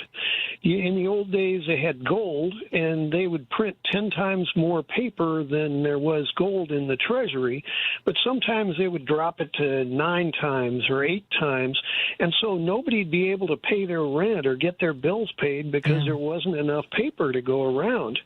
And in farmers markets right now, there's a thing called Market Match, and if you're on Snap, you go to a central booth and you say you want $40 worth of farmers market money. Well, they'll give you $50 or a little more even. And so it actually increases your spending power. It's an incentive to get you to come back to the farmers market. And this is one of those Keynesian ideas where it puts more money in circulation, even though the amount of money that's in circulation right now is being heisted by Trump and his boys. Yeah, I think it's a really great point. I have to go because we've got Ben on the line, and I've got one more phone call to take. But David, thank you for the reminder that folks can come to the farmers market if they are on SNAP benefits. They can do that at Jefferson Park as well. Have a great night, and let me take one more phone call from Paul in Seattle. Paul, you wanted to say that there are more MAGA callers to WCPT than you've heard in a while? Well, maybe for you it'd be text messages, but yeah, I've heard more MAGA. I call them MAGA, especially if you're from the Midwest. It's MAGA. MAGA. It's MAGA for everybody other than Pat. Go ahead. Well, they're calling. I think they're reactionary. They're freaking out, and most of it, a lot of them arguing with Tom Hartman. Yes, I don't know why he gives them so much time. I mean, like that's what the beauty of thank you, folks, for the kind text about how I handled this texter who's been demanding that I define this legislation and this code, and I gave it to him. He's like, well, but it's a misdemeanor. It's still breaking the law. So is speeding. So you don't kill somebody. You don't shoot somebody in the face for it. You don't throw a child into detention and separate the families because they cause a misdemeanor. Thanks, Paul. I'll have to keep an eye out for more of the MAGA call it MAGA, whatever. MAGA. Ben, any last thoughts on the work that you're doing, the stories that you're following?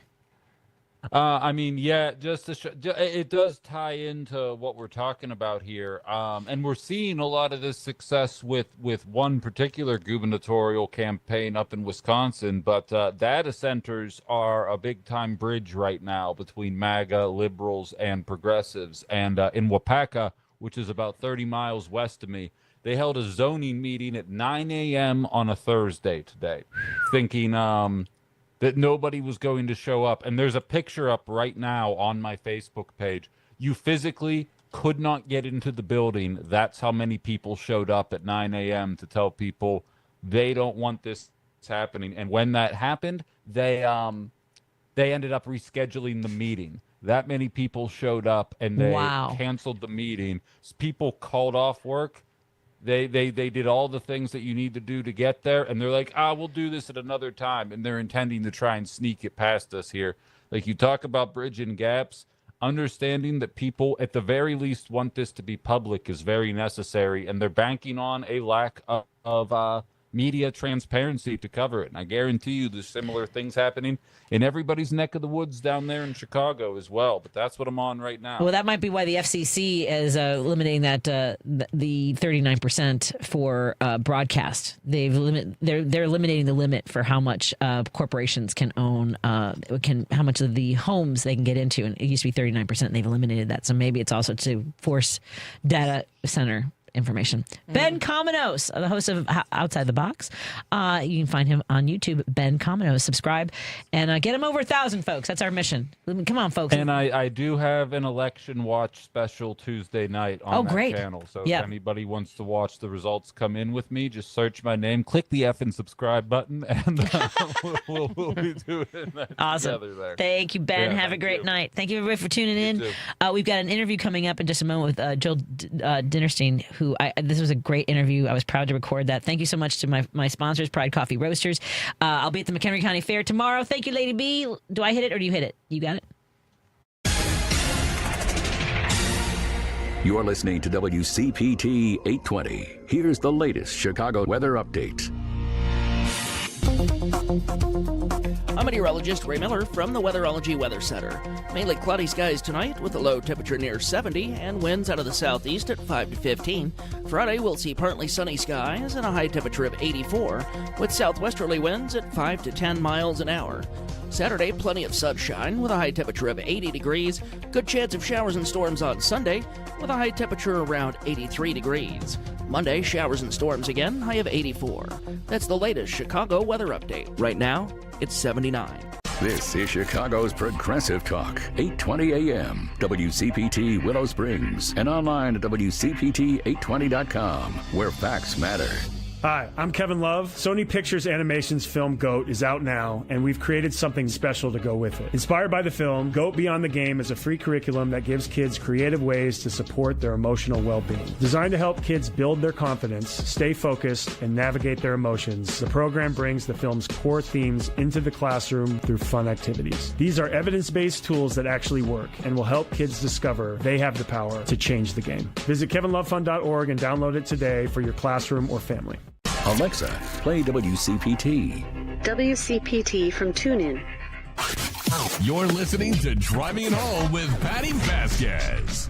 Thank you so much for joining us as we continue our drive home here on WCPT 820 Heartland Signal, KKNW 1150 in Seattle, and TNF in Minneapolis, St. Paul. That's AM 950. We're so glad that you're all joining us for this conversation. And of course, our friends joining us digitally on Facebook, YouTube, and Substack through Monaco Brewing Company Substack. Please consider subscribing and sharing with your family and friends so they can join the conversation too. All of our interviews live at heartlandsignal.com, so you can tune in for any of our podcasts if you missed something, and you can go to any location to find our podcast as well. My guest today wrote a book about the last generation of American immigrants to come through Ellis Island that this country decided to be proud of. Joel Dinerstein grew up in Flatbush, Brooklyn. Yiddish in the kitchen, rock and roll on the radio, a grandmother who hid her twin daughters down a well to keep them from Cossacks during a pogrom. His memoir is called The Last of the Ellis Island Jews, and it's out this week. Here's what's got me really going, because he has more than 200 federal agents who descended upon the city he lives in now. He's in New Orleans, and federal agents under an operation called Homeland Security, they called Catahoula Crunch. Businesses shut their doors. Parents kept their kids home from school. So we have a book about how America absorbed a people arriving in a country that is running that film backwards. My mom came here from Mexico. She's 91. She lives with us. Same story, different route. Joel Dinerstein, thank you so much for joining us today. We appreciate it. First of all, are you staying hydrated? Because I know it gets a little warm and toasty in August in New Orleans. Well, it does, but actually for us, it's normal. And everywhere else where they're suffering intense heat, they're not used to it. We have the usual 95 degrees every day. Yeah, it is. It's staggeringly uncomfortable. I mean, I know it gets hot in other parts of the country, but let's talk about your book. And you call yourself one of the last of his kind. What does that mean to you? And when did you realize that? I don't know. I realized that intuitively pretty early, like when I was a teenager. But I call myself the last of my kind because the biggest migration, or one of the biggest immigration periods in America, was between 1880 and 1924 to Ellis Island. And that is the period in which Jewish Americans, 4 million of them, came in, sort of 50 times more Jews than had been here previously. And 75% of all American Jews are actually descended from that migration one way or another. Why I'm one of the last of my kind is I am first generation to that migration, because my parents came in when they were 10. The immigration law changed in 1924 for some of the same reasons that we have immigration problems now. There was a huge sort of uproar that they're ruining the country. And, they're from, what, the president had called, terrible countries. And so that had been building for a decade. In 1924, immigration law changes. And they set a quota that the only amount of people that could come in from your group was dependent on like the 1890 census. So that meant that, suddenly so it fell to a little bit of each people: Jews, Italians, Hungarians, Poles, et cetera, et cetera, et cetera. So my parents were 10. They grew up in very small, impoverished shtetls in Lithuania and Russia. They were both native Yiddish speakers. And I was born when they were in their mid-40s. So biologically and mathematically, you can't be much younger than me, and my sister's a year older than me, and still be first generation to that migration. Also, we were not successful, so we stayed in our neighborhood for a very long time. Nobody moved to the suburbs. And so I knew all my extended cousins, my grandparents.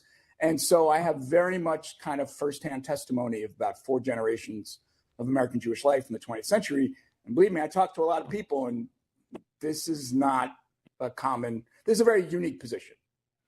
It's wild to have that sort of self-awareness, isn't it? Because not everybody does that. We kind of go through life. We're all trying to survive. And you talk about your father as well and his gambling. He was a rager, and you also have this family history, obviously, of your grandmother hiding her twin daughters in a well. I mean, that's what they call now, which we didn't have that language. I'm Gen X. I'm 55, and we didn't have that language of generational trauma that we understood. And I guess it's what people would kind of describe your family. Talk a little bit about growing up in that environment. Well, in fact, neither of my parents ever talked about the trauma of their childhoods in the pogroms in Russia, ever. I learned that by reading. I learned that by, I'm a professor of Jewish studies. I mean, I sort of learned that going on. I didn't know anything about that. The down the well story I learned from one of my oldest first cousins 3 years ago. I interviewed all my oldest cousins for the book. The only story my mother ever told of growing up, and I heard it when she was 80, and it came out of nowhere. Someone mentioned the old country, and she said, yeah, one day a neighbor came up to me and my mother and said, don't go home because the Cossacks are there. And she said, so of course we didn't. And what he meant was, don't go home because they'll take what they want. But if you go home, you might be raped and hurt and assaulted.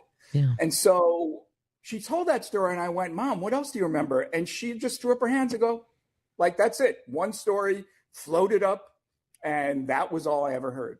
So everything else is from my reading, my interviewing, the oral histories that I did for the interview, but they walled it off from us, right? They were immigrants protecting their children from what their upbringing was. So we didn't in my neighborhood, they didn't even talk about the Holocaust in the 60s and early 70s. Like, that didn't happen until a little later, which I also talk about in the book. Wow. It's a lot of heaviness to it. And I think that some people want to distance themselves, right? I mean, like in my family, a lot of humor is used. Was that something that, like, what kind of tools would you say your family used to sort of adapt and survive, really? Well, I got to say, sort of the Jewish humor heritage is, deep and long, and it is how we cope with this. As I like to say, quoting from Spaceballs, the Schwartz is with me. So, that's how we did it. And I started writing my family's, sort of my parents' arguments into humorous anecdotes when I was 15 in high school.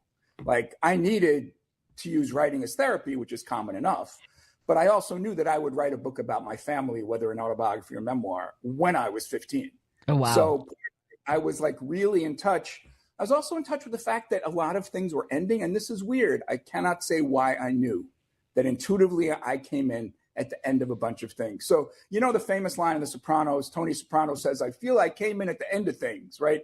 Things used to be good. And he means America. And I get that. But 20 years earlier, for me, it wasn't America. It was kind of the golden age of urban life in America. It was the golden age of sort of Jewish urban neighborhood middle-class life. We grew up during white flight. People moved to the suburbs. And so really, in terms of current events now, this book is really about affordable neighborhood middle-class life, which no longer exists in America, first of all. And second of all, has been kind of looked at as being a loser. It's like, it's only home ownership in suburbia that makes you normal, when apartment life and like a vitality on your street life and among your friends, like, isn't looked at as positive or normal. So, I mean, even I, as a kid, I thought the Brady Bunch was normal American life, right? Yeah. And not the one I was living, which I enjoyed very much as a kid. It's funny because I grew up in a very small apartment in Chicago, and as I mentioned, my mom is from Mexico. My dad was first generation Irish, and I think you're right. I'm just thinking about the 70s and 80s, and even now when I see kids on their bikes, riding around the neighborhoods, my heart flutters because I'm like, oh, they're outside, right? So tell us a little bit about the sights and sounds of growing up on that block in Flatbush. Anyway, so yeah, in Flatbush, so on a given day, right, we all walked to school together. There were no school buses, right? And it was kind of a 15-minute walk to school. And you walk with your friends, right?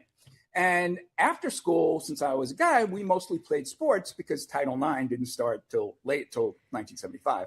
And we all played pickup sports. Like you just said, you just got a bunch of guys and said, be there at 3:30.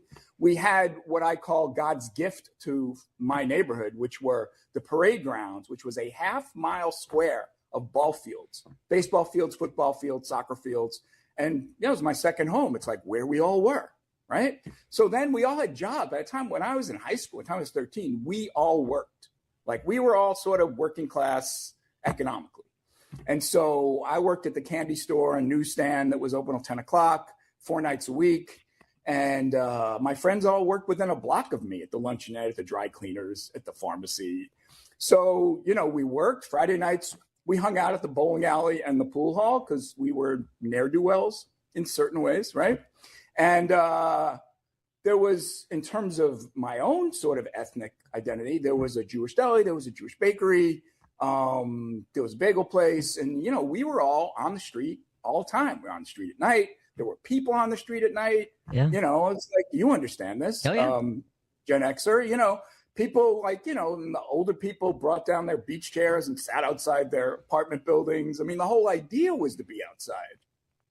Yeah. I mean, and a lot of people didn't have, I was also a lifeguard here in Chicago at North Avenue Beach, and people don't realize when you have open spaces and people don't have air conditioning, they go outside to cool off. Right? Or they have window air conditioners. I mean, it's not the way it is now. I have actually an illuminating anecdote about this. It's not from my book. My parents moved to Rego Park in Queens after high school. And my first summer there, a career across from some low income housing, nice, 3-story buildings.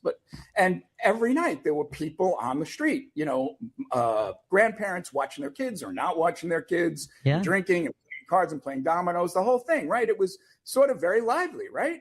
And the next summer, I noticed that nobody was out. Uh-huh. And either they had all gotten sort of a grant for air conditioning, or partially some of those places went co-op, but it was dead silent.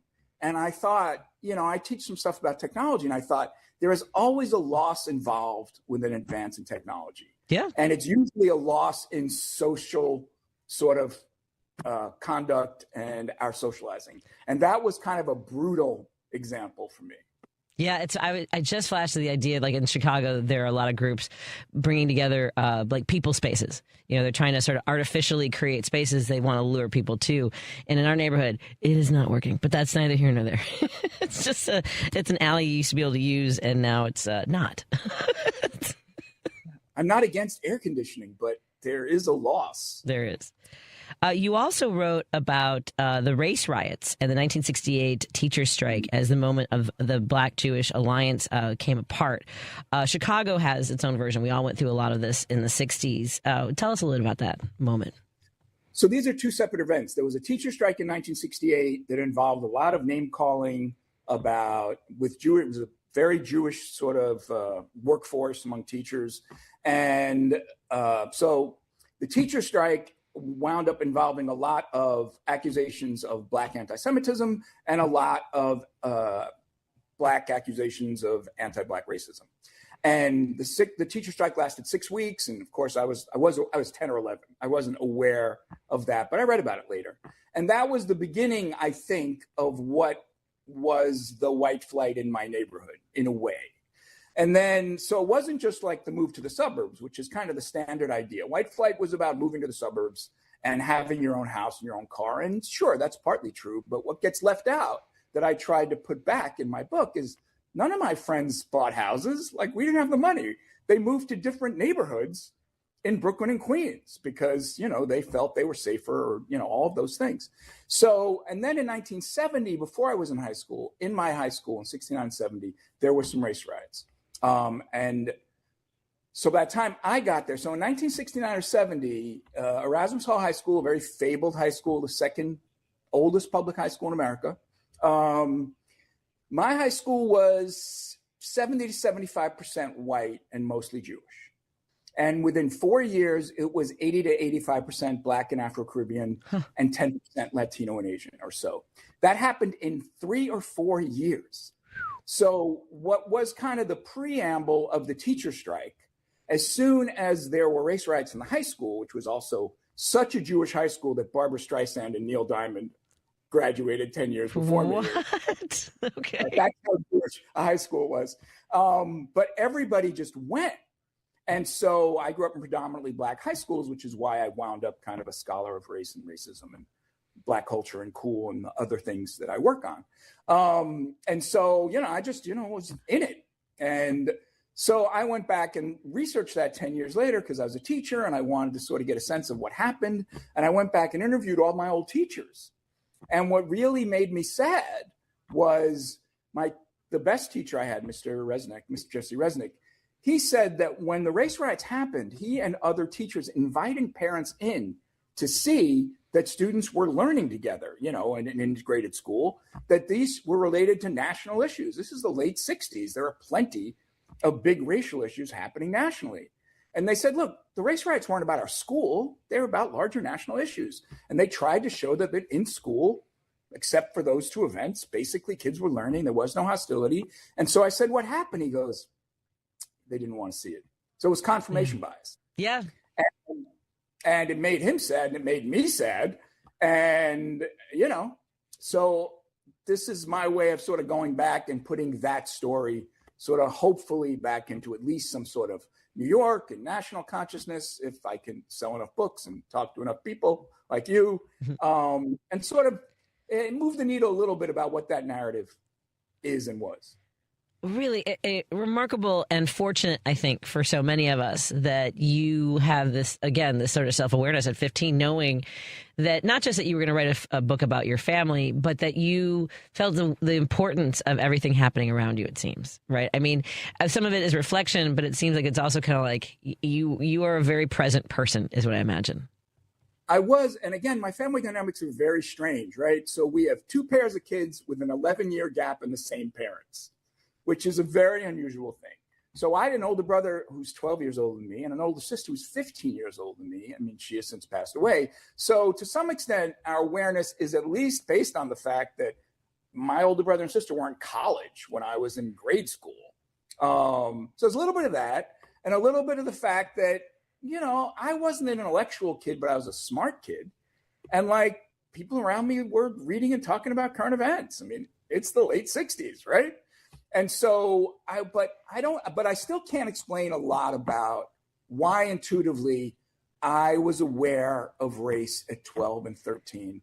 And it wasn't just being in predominantly Black schools. I was aware of that this is an issue and that I don't understand, that I want to understand.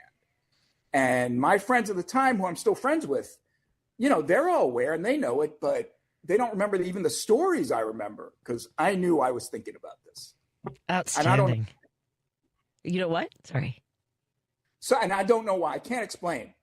It's like, I can't explain why. It's like, somebody being good at something and saying, well, I was good at it. Yeah. I mean, I can't quite say that, but intuitively, that's what I was drawn to. Amazing. Do you mind if we take a break and do another segment? No, do you have enough time? Excellent. We are talking to Joel Dinerstein. He has written a book about a neighborhood that doesn't exist anymore, as he just said, and has this wonderful amount of recall and aware. What were you going to say? It looks like you were going to say something. It still exists. It's still very much in the way it was. Yes, the atmosphere, the culture. Yeah, ethnic populations. Yeah. That doesn't exist the way it did in your memory. I mean, obviously, none of our neighborhoods do. Mine definitely does, and I drive through it all the time. And I can still, like, sometimes I think I'm a little bit like you, where I can remember like playing Ghosts in the Graveyard in the church, park next to it. I mean, I have that sense memory, and I feel like you do as well. The smells of things, the sounds. Not everybody has that, and sometimes we have to remind ourselves we're pretty unique that way. Like you, I walk through my old neighborhood every 2-3 years. Yeah. It's pretty wild. Let's continue our conversation when we come back. I want to talk a little bit about, again, what it's like publishing this book, what reactions he's gotten, and his life in New Orleans. Let's take a break here. We'll be right back on WCPT 820 Heartland Signal, KKNW 1150, KTNF AM 950, and all of our digital listeners as well. The Hal Sparks radio program. He and J.D. Vance are in Splitsville right now. J.D. Vance is trying to appeal more to a lot of those America Firsters that Trump has offended. He's got the charisma of like one of those books on your shelf. So he's not going to be successful in his quest for the presidency, but he thinks he is, and he wants to be, and he's sold out his soul for it. He's like a walking Liberace outfit with the sheen of success and manliness that comes off of him. Hal Sparks, Saturdays from 11 to 1 on WCPT 820, Chicago's Progressive Talk. Chicago's Progressive Talk, WCPT 820, where facts matter. Welcome back to Driving It Home with Patti Vasquez. Thank you so much. As we continue our conversation, we love that you're joining us for this, and I hope that you'll definitely pick up this book. We're so excited to talk to Joel Dinerstein. And again, I want to thank our friends who are tuning in on WCPT 820 here in Chicago, KKNW 1150 in Seattle, KTNF AM 950 Minneapolis, St. Paul, and all of our friends tuning in digitally, maybe YouTube, Facebook, or Substack through Monaco Brewing Company's Substack. We encourage you to subscribe and share with your family and friends so they can join the conversation too. And don't forget to download any of our podcasts available at heartlandsignal.com. We've been talking to Joel Dinerstein, who wrote a book about a neighborhood that he remembers both fondly and as a point of reference in history, really. We were talking a little bit in between these conversations, and I want to kind of come back and talk a little bit about that. You were talking about the dynamics, the economic sort of landscape of living in an urban area where families could live in apartments on the block, have kids running around. And I think we have parallels in Chicago and really any major urban area. Talk to us a little bit about what you have seen evolve over the years since you were a kid. Yeah, so to some extent, my neighborhood is still, the built environment remains the same because a lot of it was 3-story and 6-story apartment buildings. But it has been for the last 40 years, pretty much Afro-Caribbean. And Brooklyn at one time had the largest populations of Jamaicans, Haitians, and Trinidadians and West Indians outside of those countries. And that happened when I was a kid. And now, of course, it's beginning to gentrify. But the fact is that when white people were living there, all the infrastructure that supports those kind of neighborhoods, banks, department stores, mom and pop businesses, infrastructure, landlords who have to fix stuff, governments who have to fix stuff, that sort of all goes out the window, or at least decreases a great deal when white people leave, even if those people are middle class. So that's one aspect of it. The second aspect of it is an important thing right now in all of politics, which is affordability. Is like, we had an affordable lower middle class life in living in it. We had a 6-room apartment. It was all that we needed. I mean, you don't need a 2-story garage and all the stuff you can handle, but that's what designates you either a normal American or a winner. and we kind of fetishize suburban home ownership. And to some extent, that leaves you, if you grow up, even like me, kind of as a loser. And I didn't feel that way at all, but it's only gotten worse since. I remember when I was in grad school, there was a young woman who was 23 who said, "You're the first person I've ever met who grew up in an apartment," as if I was like a lizard or an exotic species, right?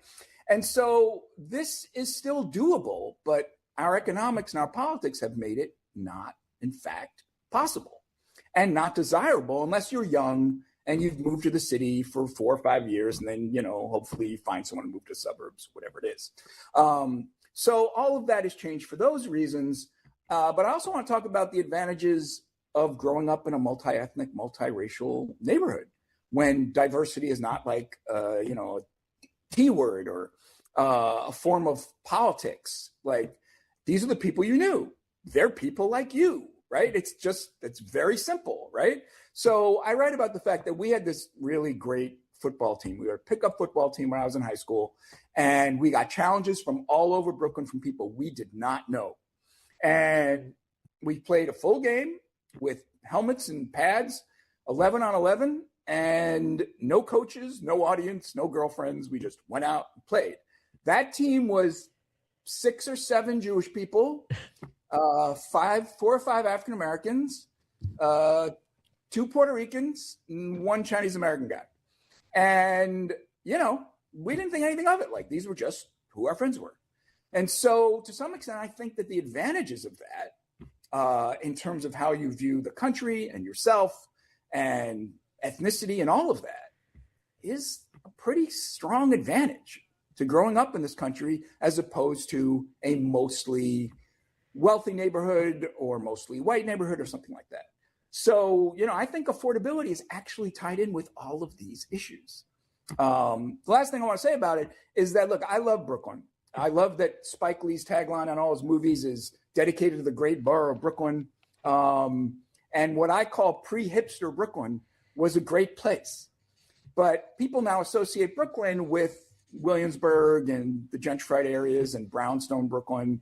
And, to some extent, I walk through those neighborhoods and I think that they are comparatively, less vital.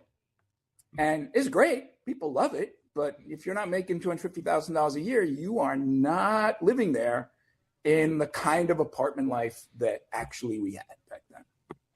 Yeah, I think about it, when you mention, especially in neighborhoods when white folks leave, there's a disinvestment. I talk about this all the time in Chicago. There are neighborhoods in our city where people would just assume wall it off and let them take care of each other, right? When there's violence, people just assume it's on the west side or the south side, and nobody acts as though these are our neighbors. These are Chicago. These are human beings, much less neighbors or Chicagoans. And resources are shut off. People don't. That's something when you talk about, when we talk, you and I think we're mindful and aware of being in a very unique situation. It's I feel like I'm screaming into the wind sometimes. I knew how lucky we had it, and I grew up we had a 1-bedroom apartment. I shared a bunk bed with my dad at one point, and sure, when I was a kid, I felt like I would have liked to have had my own room, and it was still like I don't know how I would trade that. And the kids I grew up with, running up and down, like you said, but playing flashlight tag at night and staying out way past the streetlights even came on because my parents didn't really care. Because they were the opposite of helicopter parents, right? My parents had no idea what our lives were like, what we did. They had no idea.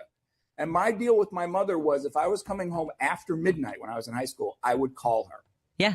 But other than that, there were no questions. Yeah, same. It was pretty good. Yeah. Again, we're talking. It was fun, and I can't imagine growing up now. We're talking to Joel Dinerstein, who is the author of The Last of the Ellis Island Jews, a Brooklyn memoir, and now you mentioned teaching, and we talked about how you're in New Orleans now. Tell us a little bit about your life now in New Orleans. Oh yeah, I love New Orleans. I've been here 23 years. It has neighborhood life, and before the gentrification of the last sort of 10 years, it had sort of a little bit of kind of the Brooklyn life, except it's a very low density city, like mostly houses, very few apartment buildings. Sure. But it has a little. It has real neighborhoods, and that's a great thing, and I love it.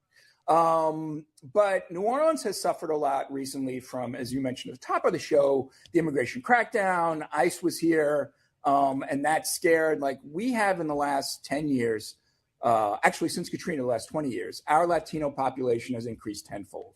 And a lot of Latinos live out in the suburb of Kenner. And people don't go out in Kenner anymore. And they just stay inside, particularly during that operation that you mentioned. But that was also true within New Orleans itself.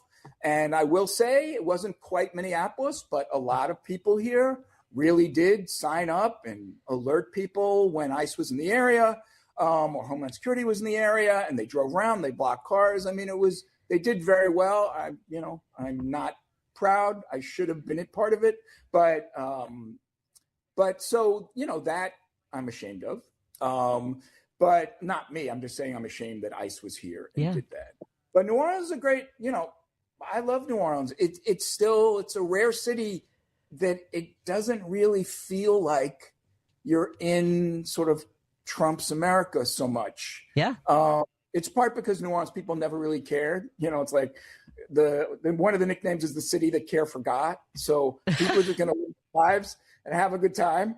And we're still like that. Like, I'm impressed that we have survived gentrification and the current political thing, and the city still mostly feels like itself.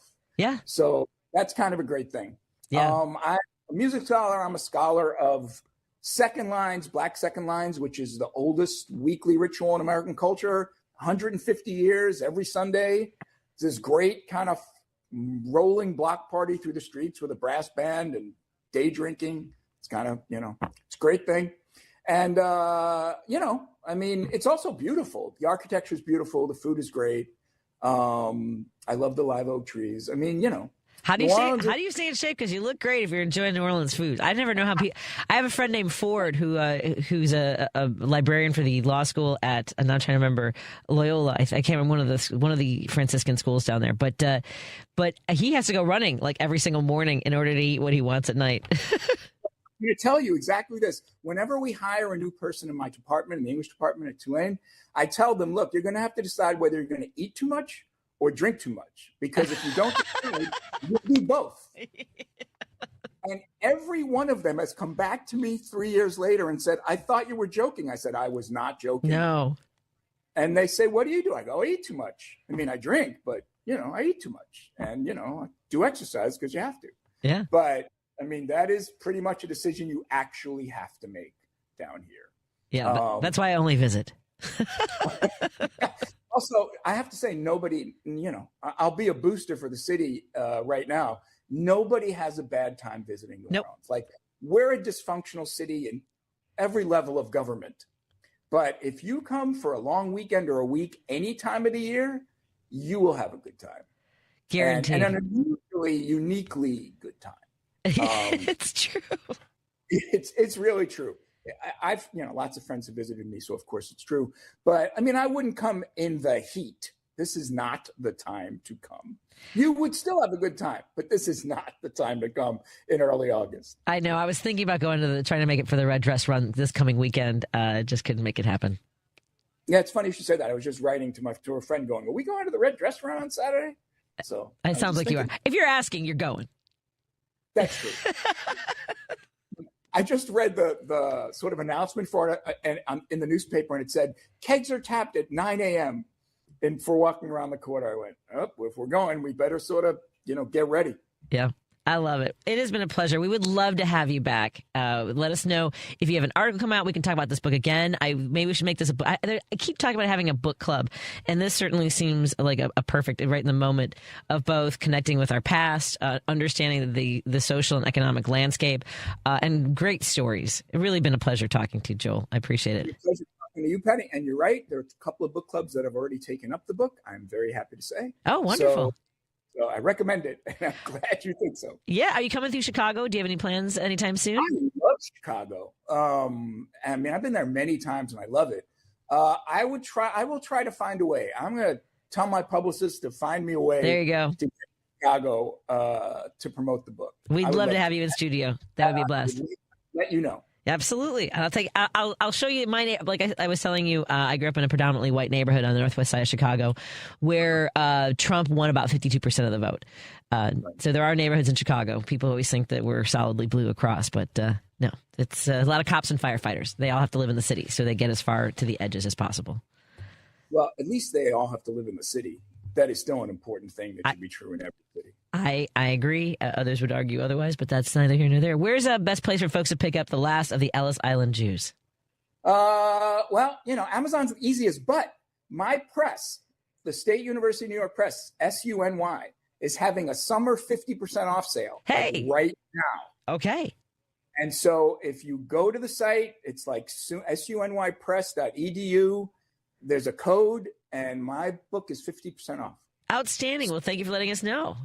Yeah, of course. I'm glad you asked. Absolutely. We will talk to you again soon, and enjoy the red dress run, because I'm pretty sure you're going. I'm just saying. Stay safe and have fun.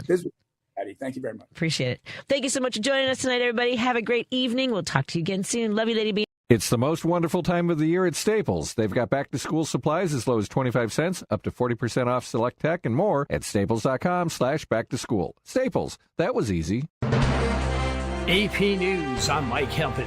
Police say a man charged with starting one of the wildfires in Spokane, Washington, has admitted to the crime. Aaron Farinacci is being charged with first-degree arson for allegedly sparking the Old Trails fire in Spokane. County Detective Michael Drapeau says Farinacci confessed to the crime and planned it for weeks, choosing August 1st because the forecast called for high winds. According to court documents, he looked up the work of a serial arsonist and purchased items to make an incendiary device. Police say Farinacci told them he knew it was going to get bad, but claimed he didn't intend it to grow as much as it did. They were kind of bent over and looked like they were doing something towards the tree line. Resident Paul Child is credited with leading police to the suspect after spotting a man standing by some railroad tracks and acting suspicious. 10-15 minutes max, and then my daughter was sitting on the porch out there, and she says there's a fire. I'm Jennifer King. Authorities say a dead body has been found inside a Central California home, burned by a wildfire that investigators believe was accidentally started by sparks from a chainsaw. Investigators will determine if the blaze contributed to the person's death. President Trump says he is once again trying to limit birthright citizenship in the U.S. He has signed 2 executive actions on immigration. One aims to limit the number of people eligible for U.S. citizenship by birthright. The second order seeks to curb birth tourism by increasing restrictions on visitors obtaining visas if they want to give birth in the U.S.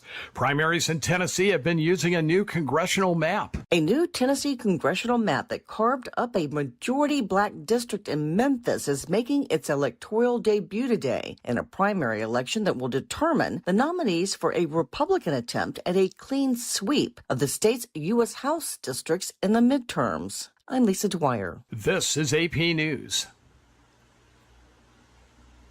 Ukraine has hit targets deep inside Russia. Ukrainian forces targeted refineries in Bashkortostan and the Yaroslavl region in an attempt to weaken Russia's wartime economy. They also hit Russian military patrol boats in the Black Sea. Meanwhile, Russian drone and glide bomb attacks across Ukraine killed at least 3 civilians and wounded several others. Zelensky is urging allies to supply interceptor missiles to bolster Ukraine's air defences. Speaking a day earlier, during a meeting with Britain's defence minister, Zelensky said, This night again is a signal before the winter. We think that we need unanimity and we need strong support from your country and from all other European friends, that this is a signal also that Russia gives us. Analysts believe Russia is attempting to exhaust Ukraine through endless barrages. I'm Karen Shemas. I'm Mike Hempin.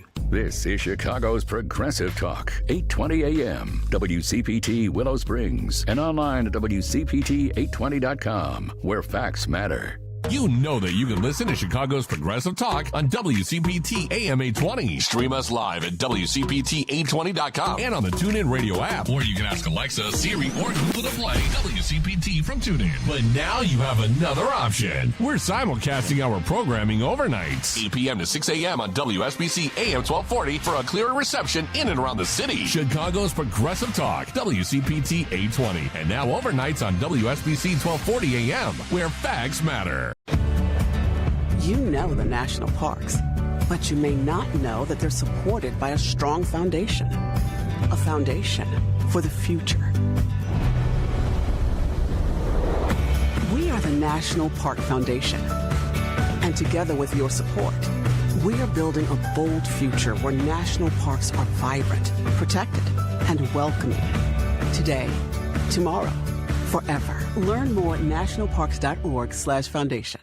Because facts matter. You're listening to WCPT 820. Welcome to the bar. It's political. Step up to the bar. Thinking critical. Don't think at the bar. Whoever you are, the politics bar. With Sean Smith, Pierce, and Jody Hamilton. Hey, Jody. Hey, Sean. I didn't mean to, say hi at you while you were, speaking. I literally halfway as I was, saying hey to you and turning on the microphones here, I looked and you were drinking and I was going to say something funny, and I'm really glad I didn't because Yeah, because I don't need to spill water everywhere. Well, look, I try not to do spit takes. I really do. So we try to have fresh takes here at the Politics Bar. In fact, actually, we have a pretty fresh take tonight. Somebody who has not been here yet, Kurt Herner. Yeah, he's been on with, our friends over on WCPT. Look. He's going to be here. He's going to talk about what's going on in Ohio because, obviously, we want to know what's going on with this Max Miller thing. But Max Miller should not be the focus, I think, for a lot of people because he sucks. You people need to know who Brian Poindexter is. You need to know what's going on, obviously, with the Senate race. You need to know what the people in Ohio are thinking. And conveniently, well, Kurt Herner, H-U-R-N-E-R, Kurt Herner. He's a political activist and kind of amateur historian there, has a lot of political connections, and he happens to be in Ohio.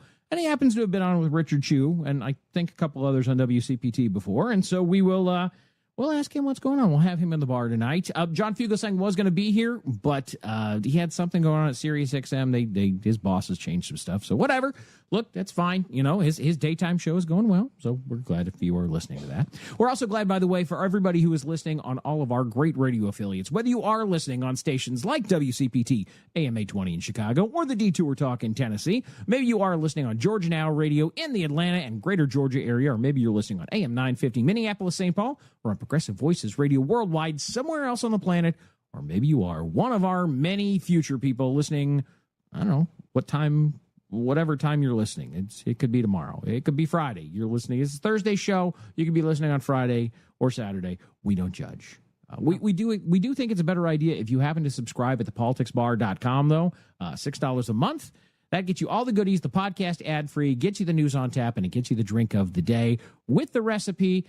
And today's drink is, it's a small but mighty drink. I'll leave it there. There you go. Well, we aim to please her. I do try to, hint at some of these sometimes. You do too. So, this is what we do. We do what we can to help you folks. So how's your Thursday been going? I know it is a kind of a thirsty Thursday.